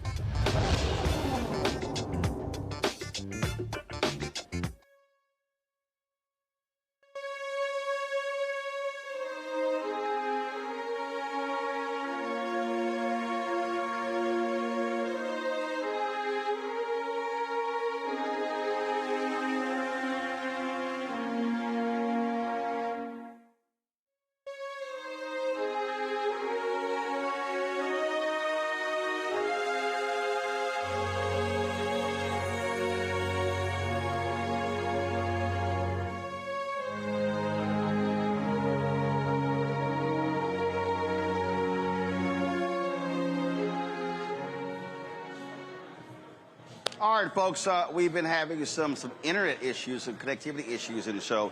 We're going to reschedule Ambassador Andrew Young for next week, and same thing, Bishop William Barber is in a really bad place where he is, and so we'll do that the same. We're going to, of course, be paying tribute to Reverend Jackson all the way up through the funeral. And so in 2018, we gathered in Memphis to commemorate the 50th anniversary of the assassination of Reverend Dr. Martin Luther King Jr. I went to New York City a couple months before that to sit down and talk to Reverend Jackson about his work with Dr. King, and here is that conversation. This on February 1st for the Samuel DeWitt Proctor Conference, and that was the anniversary of Echo Jones and Robert Weaver, the two Memphis sanitation workers who were killed. And it was very interesting being February 1st, right? February 1st. It was very interesting being there and how every year when we talk about the assassination of Dr. King, people forget why he was in Memphis. And so many people don't even know those names. You know, he was organizing the Poor People's Campaign. He argued that, he said, we won the boycott in Montgomery. We can ride public facilities now. We're no longer humiliated with what he called barbarism. We won the battle at Birmingham. We now achieved the right to vote. Certainly appreciate you joining us on today's show. If you missed any of our coverage this week of the passing of Reverend Jesse Jackson Sr., please go to our YouTube channel or go to Black Star Network app. Check it all out. We'll have more things we'll be covering this weekend as well. All right, folks.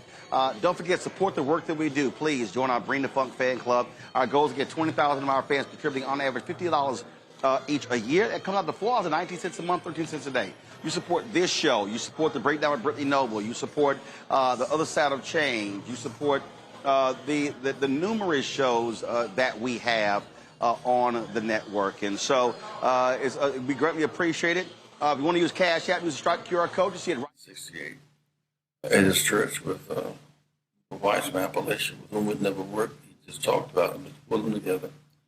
Native Americans from the reservations, some Latino Americans, some of the Southwest group, some of Chavez group, some Jewish allies from New York, our Lowensteins, peace activists, and some blacks from Deep South.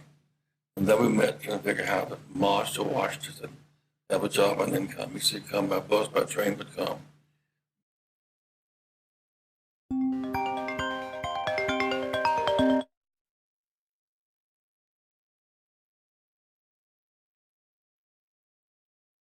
And forced the country to shift from healing in Vietnam to healing at home. He said, because bombs dropped in Vietnam, which closed down cities. So while in that kind of mood, because these two workers have been killed in Memphis, Jim Lawson called, and said, what you talk about, to make it concrete, it's in Memphis. You have sanitation workers who work, they're working, but they work every day. And they're seen as just garbage men. They clean away the germ. They too want to dream one day when they can see their child graduate from college as well. So everything about Memphis was compelling to Dr. King's emotion and our plan to address working poor people. And so those two killings on February 1st was significant as Jesse Jackson being killed, triggering the march. And Caesar Milan, how to add years to your dog's life. Sardines. 9. Bone broth. 10. Raw eggs blended with the shells. 9. Turmeric. 7, if you can get your... In Selma, 1965.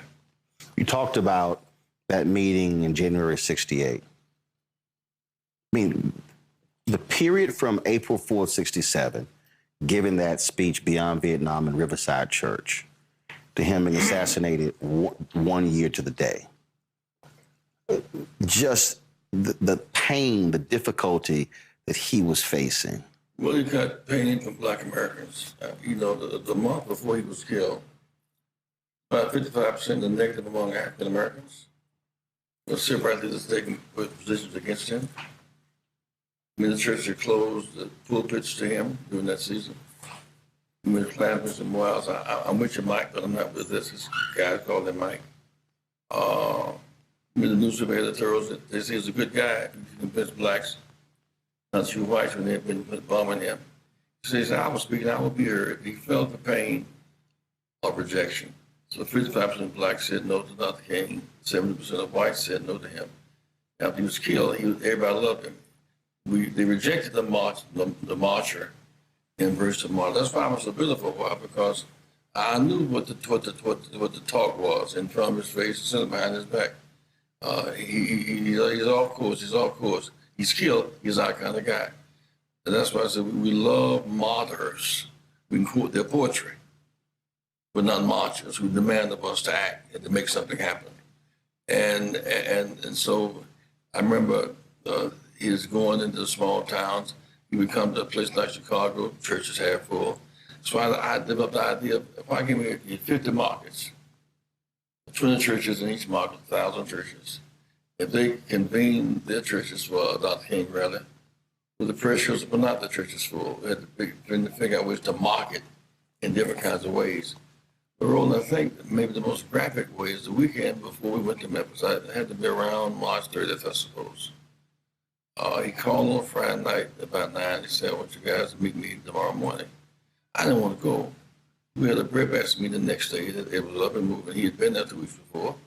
Bevel said, we went to Chicago. Bevel was tired of being in Chicago. We said, I think T.Y. may have been in Cincinnati or something. So thought we'd be there. So the kind of wrap up, had to call about an hour later and said, look, Martin is challenging us to come together.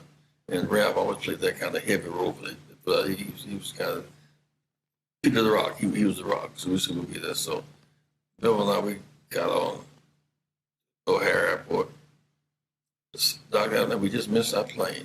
7 o'clock. I said, I know y'all gonna miss it. I get you on the 740. I know y'all gonna miss that plane. So we got the thing. And we got to Atlanta. It was about 10 of us. It was Bevel and Roseanne Taylor Rogers and the Young, and about 10 of us, Dorothy Cotton. He said, it's been a tough week for me. He said, I've been with Rev and his wife Juanita all week, brother, and his wife Jean. And I've been had migraine headaches. I'm about quitting. Maybe I've done as much as I can do. I've been on this 13 years. We won Montgomery, won Birmingham, won. He said, but now I'm at the end of the war. I cannot, I'm a Nobel Peace Prize winner. I can't propagate my sense of justice. Killing in Vietnam and healing at home. Killing in Vietnam and prospering at home. He said, I can't do that. He said, maybe I should just become president of the White House. I should rather do speeches, make money, and write books. But if I quit, if I turn around, I'm Andy said, Doc, don't talk that way. He said, Andy, be quiet. Don't say peace, peace, never is no peace. Let me finish talking. It's kind of Jeremiah. They don't say peace, peace, never is no peace. And when he said, be quiet, we listened. He said, but I can't turn around because Harriet Tubman and Frederick Douglass, who never gave up, they wouldn't accept me. I can't go back. So maybe I thought, if I would fast to the point of death. So there's a disunity in our movement. He said that as Stokely and Rapp, we're friends. We disagree on some strategy. And Jim Farmer and Paul McKissick and Roy Wilkins and Whitney Young. So because we're friendly, they come at my bedside. We'd hold on before I would die. We could regroup right there. Things were very solemn. They said, we can turn the minus surplus. We can go on to Memphis and deal with those workers and lift them up. Win that battle, go on to Washington. He just kind of talking about the depression. For some reason, I was taking notes. It was like the three moves of Jesus. Let this cup pass from me. As he prayed, disciples slept. Did not my will, but thine be done. He went to the same three moves. That was that Saturday morning before. When he got through, I remember Bevel said, Dr. King, we get to Washington. If we get to Washington, the White House is already against us. What's the hook? I don't understand. So I blurted out, Dr. King, we get there, what's the hook? We were insensitive, right? The pain he was in, agonizing, plus all the stuff you don't know the leaders are thinking about in the first place. You know what else was on his mind. So he said, I don't know what the hook. I said, Doc, suppose we had the 50 cities. At that time, GM was the largest company in the country. We took a line of cars, Cadillac, Chevrolet, whatever. We said we were not going to buy that line of cars. And the big GM would convene his fellow corporate, and they would meet the president. And said, well, we'll try it then. See you guys in a minute. He walked out the room. I left, went back to Chicago because where our family was.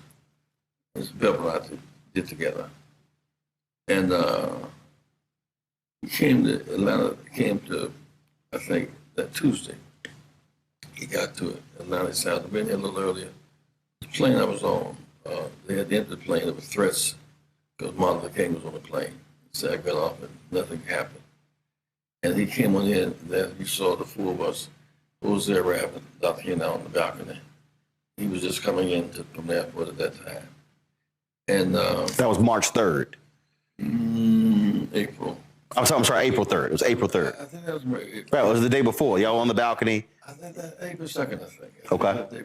Because they were met with the ministers the next day. Mm-hmm. We talked about how to organize. Remember in this last week you talked about Jesse talking about Coca-Cola and Wonder Bread. That was in that speech. That had happened the day before. Okay. And he said on the 3rd, he said, well, after talking all day, he said, my dad is slick. I said, what happened, Pop? He said, Pop, country boy, didn't have no high school diploma. Came up out the city, So my grandfather sitting down in front of the church reading the Bible. And so he said, I want to join your church, Pop. He said, once Dad found that Grandpa had a daughter, so Dad was all in. And his mom was apparently in private school at that point.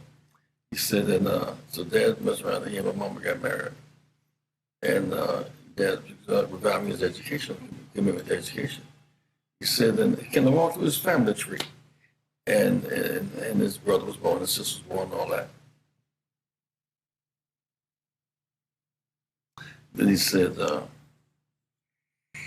I don't feel like speaking tonight. I'm kind of dry. Jesse, you go. Doc, I've been speaking to ministers earlier that day. I shot my best shots. Doc, I don't have it. So you ought to do it. So they apparently asked Andy too, and they said, Ralph, you go. So Ralph suggested let's go together. So that's why Ralph ended up going together, because Ralph could always fill a spot in that way. So Ralph and I went to the church, and it was raining that night. At that time, Mason Temple had a 10-top roof. We got in the door, the side door of the church.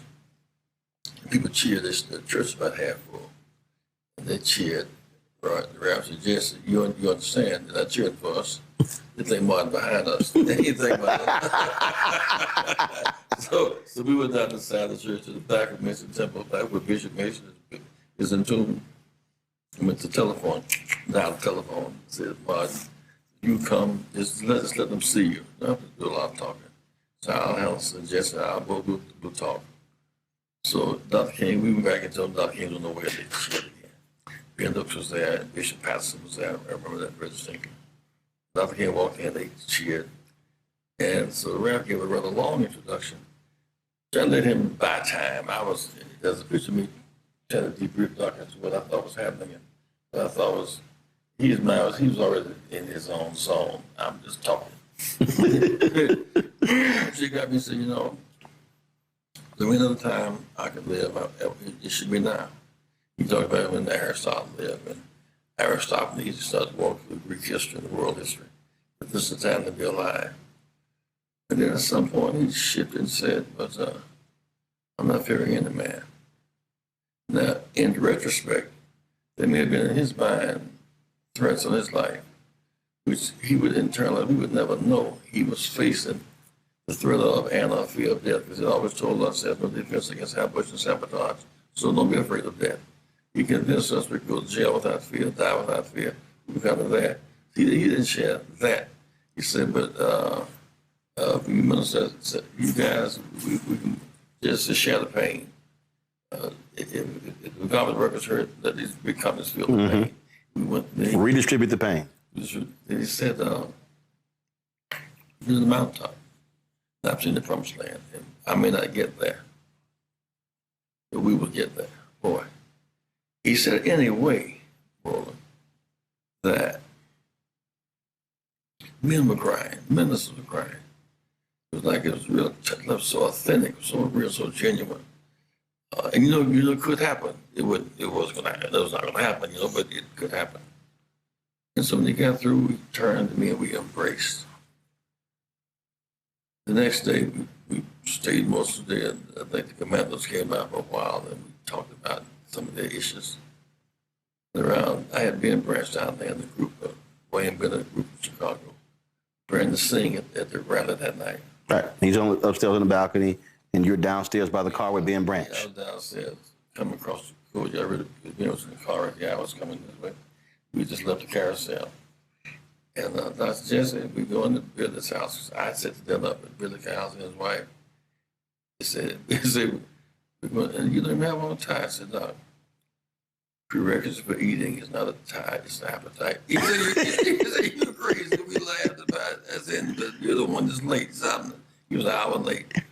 And Ben spoke to him. He said, and he'd heard Ben pressures on the saxophone the week before, at the break vaccine 2 weeks before. And Ben said, I should play it. And he read it, Doc, pow. He said, Doc, pow. And somebody said, get low, because it was a hit. And we didn't know what the hit was going to be spring bullets. So I was on the ground, and the rap was in the room. I think Bernard must have been downstairs. Billy Cowles was about so far, trying to go down the steps. And there's a picture of Andy, Billy Cowles, and someone just and they later pointing that way.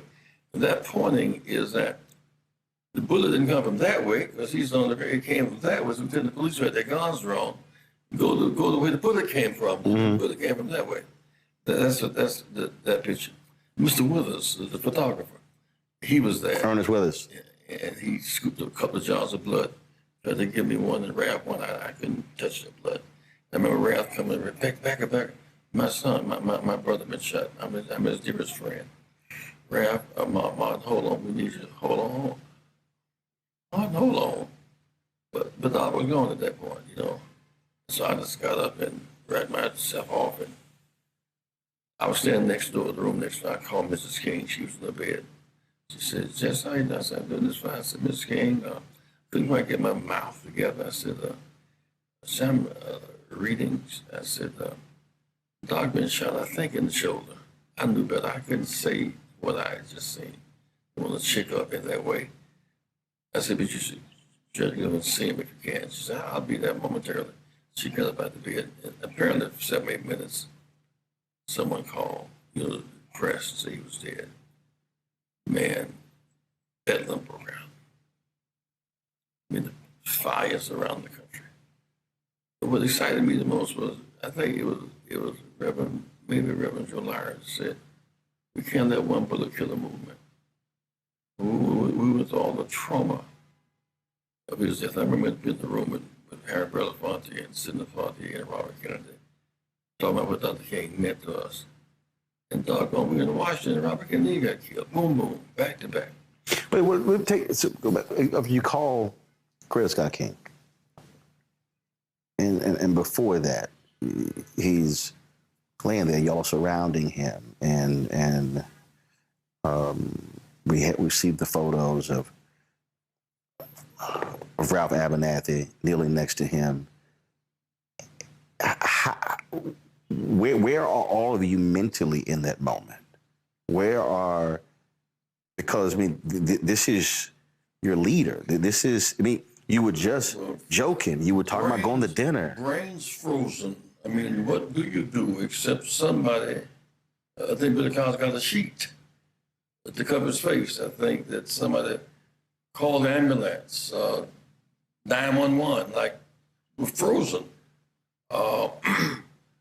And the ambulance came rather quickly. It was too late. He was dead upon impact in my jet. Billy hit him with that and blew his heart out. And so I called BON in Chicago, because at that time, Don Canese was running the news in Rebels. My wife and children, and Red Bastard in Chicago, because we had a pretty substantial movement running by the time. And so I explained in the press game what happened. Jose and I was standing side by side. There's pictures of that press conference. And rather than go with them to the morgue, I flew back to Chicago because my family was there. All the rest of them lived in Atlanta. I lived in Chicago. So you wanted to get back home immediately? Get rid of my family and get ready to come back to Atlanta because of the funeral. Others who went to Atlanta stayed in Atlanta. I went back to Chicago to be with my family to organize them, frankly. And it was it was tough, it was painful, and yet it was the kind of numbness, the kind of adrenaline kicks, the kind of numbness of the brain. And I remember getting home by 1 or 2 o'clock in the morning, and 400 or 500 folk at the airport, lots of great passengers, Mrs. Loman, Jackie, and the children and all that. I went home and fell across the bed, took a nap, woke up, and Senator Percy was there. Said he's sorry about what happened last night. I got up and went down to City Hall in Chicago. And what upset me about that meeting was the same ministers and politicians who were against him. So out of Monday, April 2nd and 3rd, they were, well, how much I love Martin. I wanted to kick the table over. I mean, this is so. And you didn't change clothes. You slept in those clothes. You go down to City Hall, and there's this outpouring of let's rename the street Martin Luther King Drive. All that, I thought all that to be so hypocritical and symbolic. It had nothing to do with what we had lost. There was a $10 street sign for $1 billion profit. And so I went back to Atlanta, and Andy was in his blue jeans, and so was James Orange and Bevel and Reverend Abernathy. We more or less kept on what we had on 3 or 4 days. It was just kind of, we had the mule train.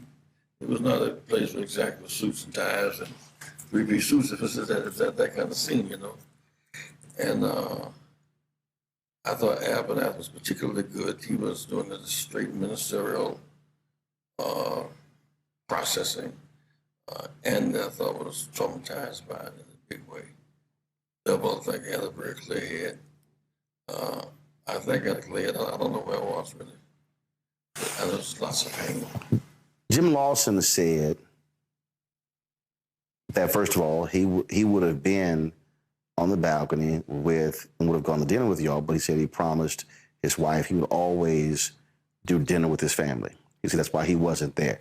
So earlier in the day, that there was a court hearing, and he was involved in that, but he said he went home. But he said that in the aftermath, he went straight to work. He said we kept going. He said it wasn't until July or August, he said it was in July, when the grief hit him.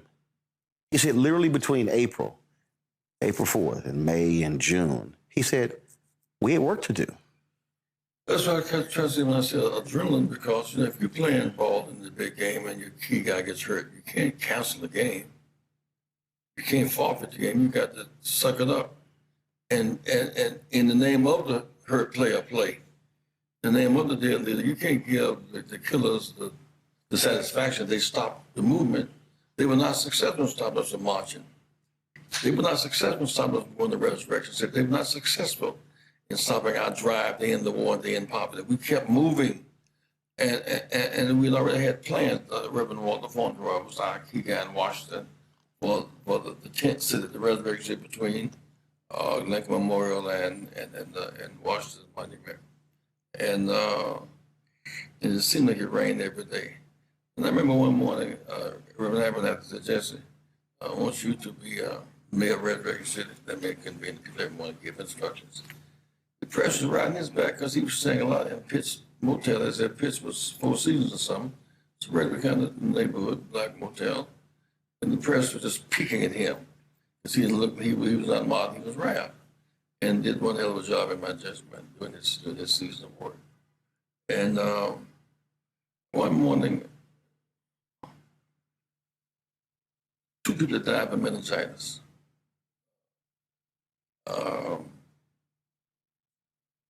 Men that seemed to vacate the camp. Robert Kennedy dead, Dr. King dead, White House turned his back on the scene.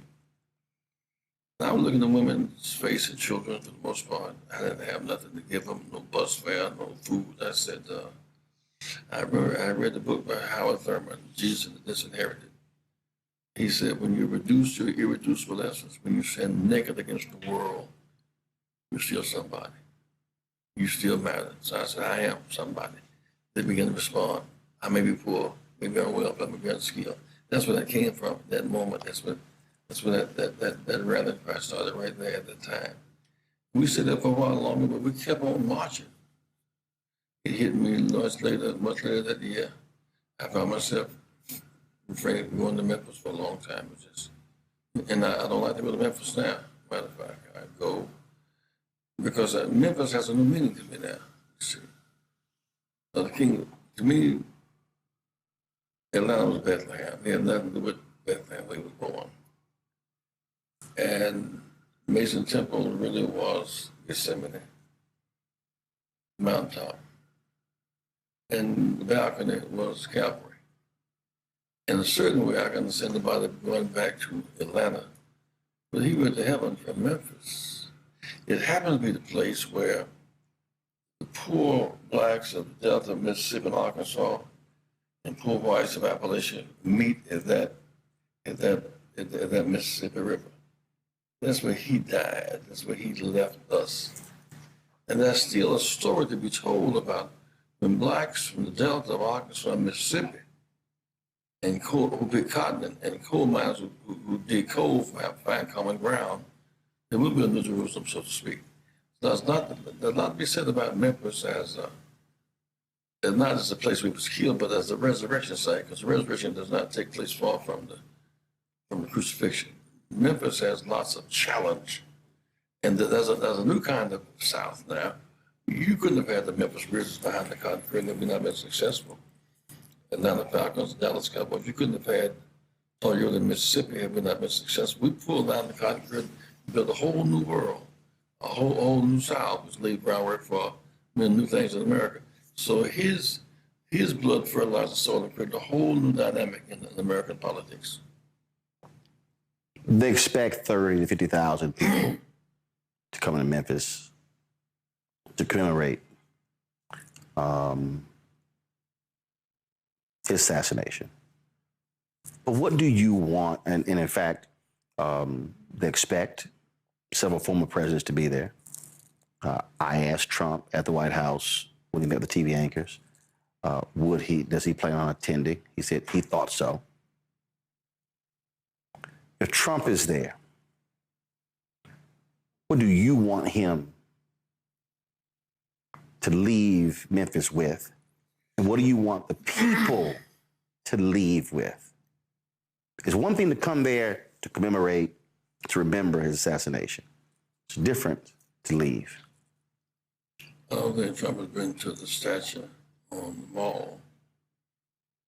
Trump's positions are so antithetical to Dr. King's vision, he may not be received well. Should he come?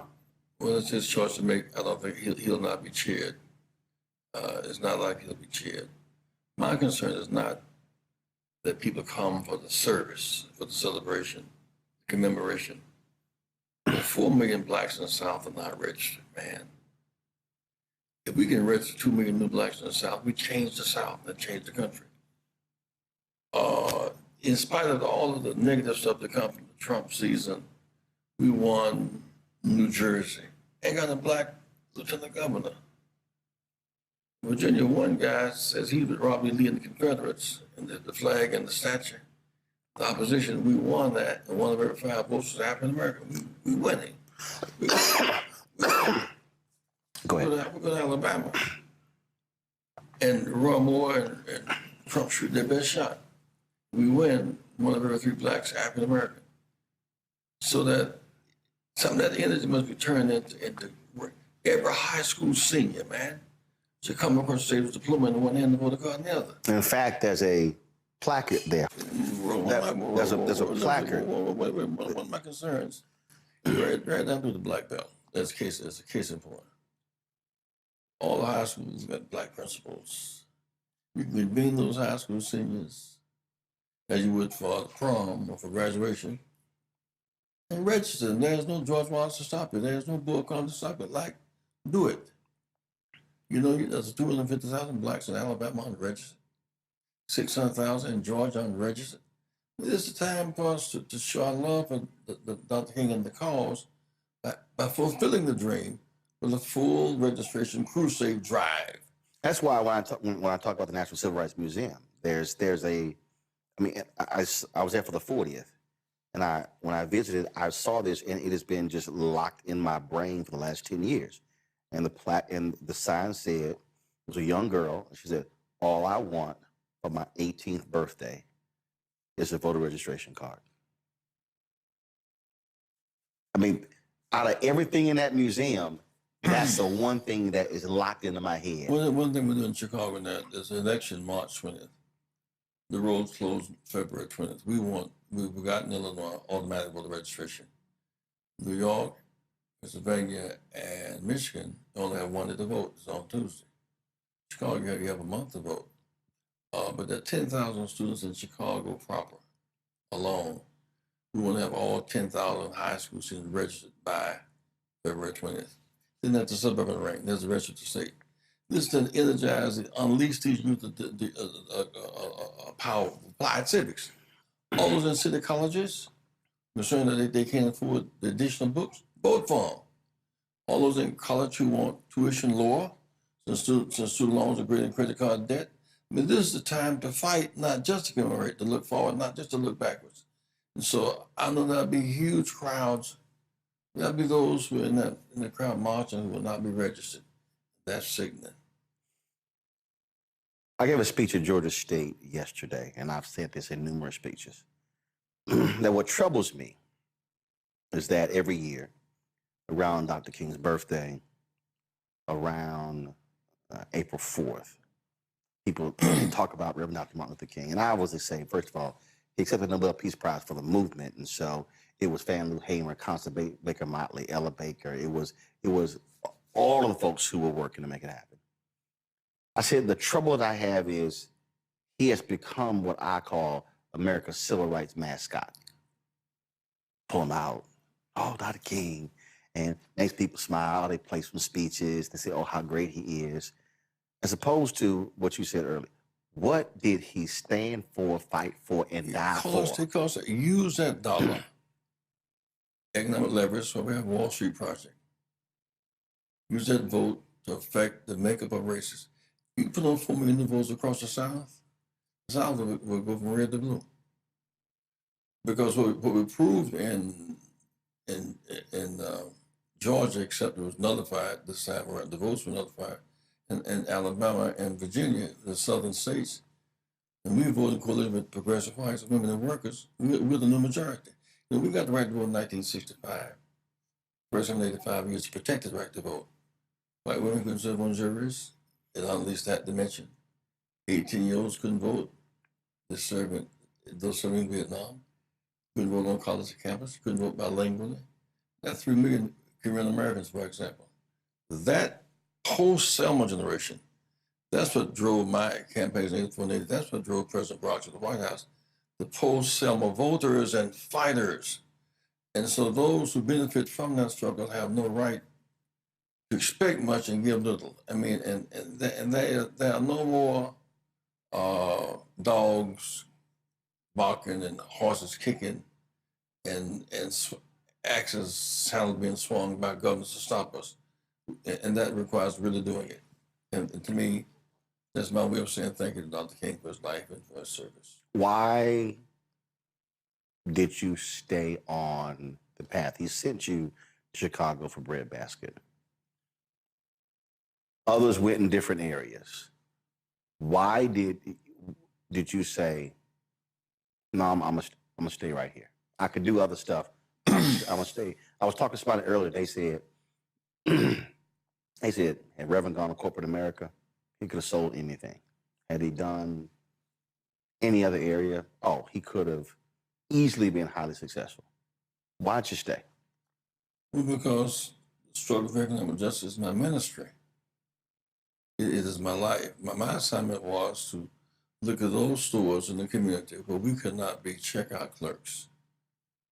We couldn't be produce men. We couldn't pick up the garbage. Really, you know, you take a given chain of 10 stores. You get the letter of intent to pick up the garbage for 3 years. The letter of credit, you can get new trucks and sludge if you're on the trucks. We built the first chain store, national tea store, 47th County Met. We began to build a new urban paradigm. And breadbasket became such a hot item before he died. And that's why I mentioned in the last speech in Memphis, because I saw in it a way to fight for economic justice. But I saw the caucus as being the political caucus, Black caucus, politics, but then the capital of Wall Street. So now we're getting our share. You know, so the economic principles are different. If you spend more than you make and vote less than you can, that's suicide. You must spend less than you make and vote all that you can. That's the principle. There are a few companies that can survive our sustained economic withdrawal. And therefore, I went to the shareholders meeting at Hewlett-Packard, and they had said first in Silicon Valley that we should not leverage them because they could withstand it. And second, the position was that they didn't have to show the EO1 reports. So we bought shares of stock in 25 companies. That's as opposed to picking outside. We went to shareholders meeting, where you have Bloomberg and New York Times, New York Bureau in the back. So I said, 25% of our company stock is African American Latino. And none of them on our board. We can share about that much stock. We don't advertise to any of them. None in our C-suites. They said, wait, let's have a meeting. So we met, and I must say it was a very good meeting. Now there are 4 Blacks on the board of HP. Jim Bell's on the board at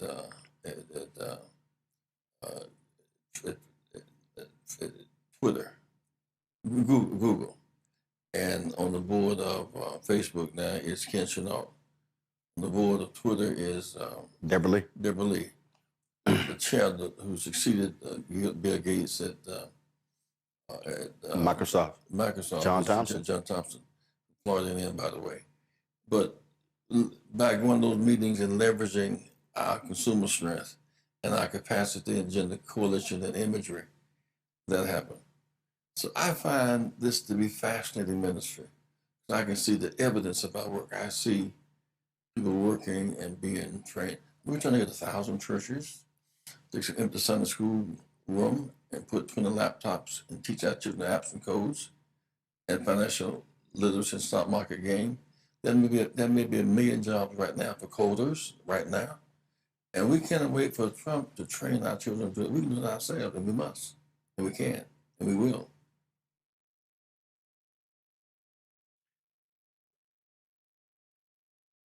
If he said, Reverend, how you doing? I appreciate what you've done. What would your response be?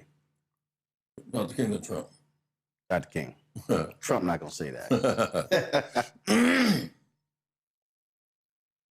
I said I never surrendered, I never stopped. When they said Dr. King killed in Chicago, he's still there. We never stop. Dr. King's workshop meets every day, mass meeting every week. We inspire and educate. From that platform, Al Washington spoke, William Barber spoke, Barack Obama spoke, Charlie Hayes spoke. From that platform, Mandela spoke, Free South Africa. From that platform, the Cuban Brother Reverend Home for President. From that platform, we've helped to change the world. His work in Chicago continues. Dr. King's workshop is functioning. His staff is still meeting right now. It's called Rainbow Push, but it's his staff. Last question. Just lost Wyatt T. Walker. Oh boy.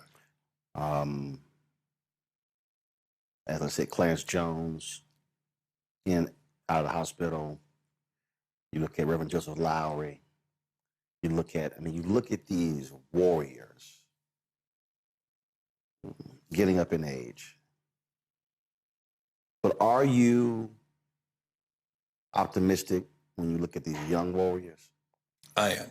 They're fearless. Yeah. One of them, of course, in that lineage of struggle is Reverend Al Sharpton. He's in that lineage of struggle. But what Al and I have basically done by continuing running the circuit, there's now doors open that were not open 50 years ago. Dr. King used to have to go to LA to the big civil rights rally, or Oakland, or Chicago, or Detroit, the big civil rights rally. Now you got kids 30 years old becoming city council people, and state reps, and congress people, and mayors, and comptrollers, and handling pension funds and investors. So many more doors open. So you might have all leaders as visible as the one that you had 1 or 2 running the circuit, but that's a far bigger crowd of witnesses now that's fighting back. And they're now currently in the education of what they want to be and become. We didn't have a John Rogers doing 401k 50 years ago. We didn't have Jim Reynolds and Chris Williams on Wall Street 50 years ago. We didn't have 400 like dealerships, car dealerships 50 years ago. We only had Al Johnson in 1967, 50 years ago. So I see a generation that be known that have another role to play, but they're playing that role. And in Chicago, right now, you see the dynamic. They produced Harold Washington. The same Chicago that laid that groundwork produced 3 senators, Cameron Brown, Rock and Roller Burris, produced 5 congressmen. It's produced 1 presidential candidate and 1 who succeeded as president. So the fertile soil that he cultivated in Detroit and Chicago is still bearing fruit. So he's still winning every day. And with that winning, and with this progress we've been on, do you believe it was a mistake for so many African Americans to put so much faith in gaining political power and not really study where he was when he kept trying to say, even that last speech, economic power? Everything for me, when I look at 63 to 68, constant real economics. The reason, see, we live in the political economy. Here's what I say on that. The reason why there was a certain breakthrough after 65, once we became mayor of Detroit, we could then begin to give out contracts, which is the business we didn't have.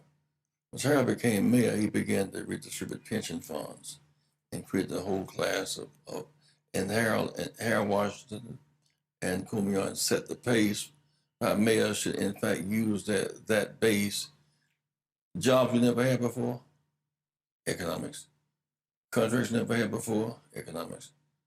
Lawyers that we never had before, economics. So it's a political economy, so that there's some relationship between, I think we should appreciate that both matter. Mm-hmm.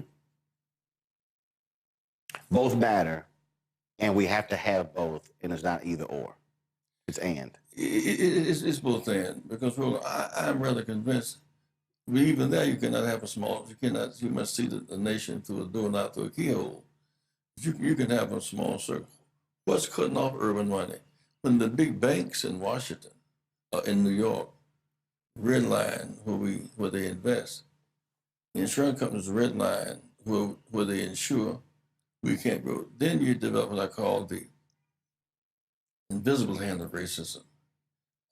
That's why we're going to have mayors at the Wall Street Summit in New York, because our citizens are being cut off. You become the treasurer without a treasury, unless you leverage those insurance companies that want to do business with cities. Look at the EO1 reports.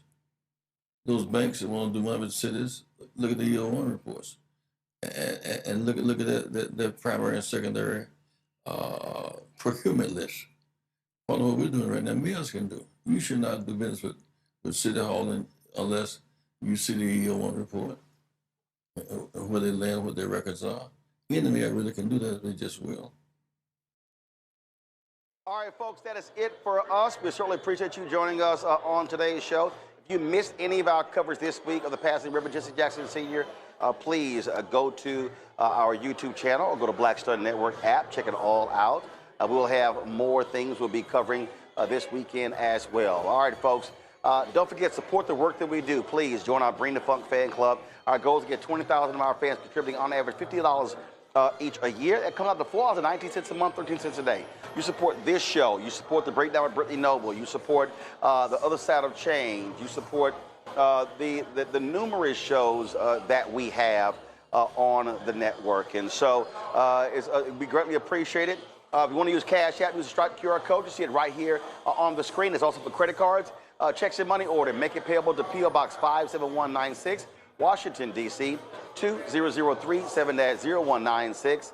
PayPal, R. Martin Unfiltered. Venmo's RM Unfiltered. Zelle, Roland at RolandSMartin.com. Roland at RolandMartinUnfiltered.com. Be sure to download Black Star Network app. Apple phone, Android phone, Apple TV, Android TV, Roku, Amazon Fire TV, and Samsung Smart TV. You want to get our Roland Martin Unfiltered swag? Please go to shopblackstarnetwork.com. T-shirt, hats, all that stuff. You can get it right there. And don't forget to support the black-owned companies on our site. All these companies we feature. When you buy these products, you also support this show as well. This is about the Black Collective. This is how we buy black. And so please go to shopblackstarnetwork.com.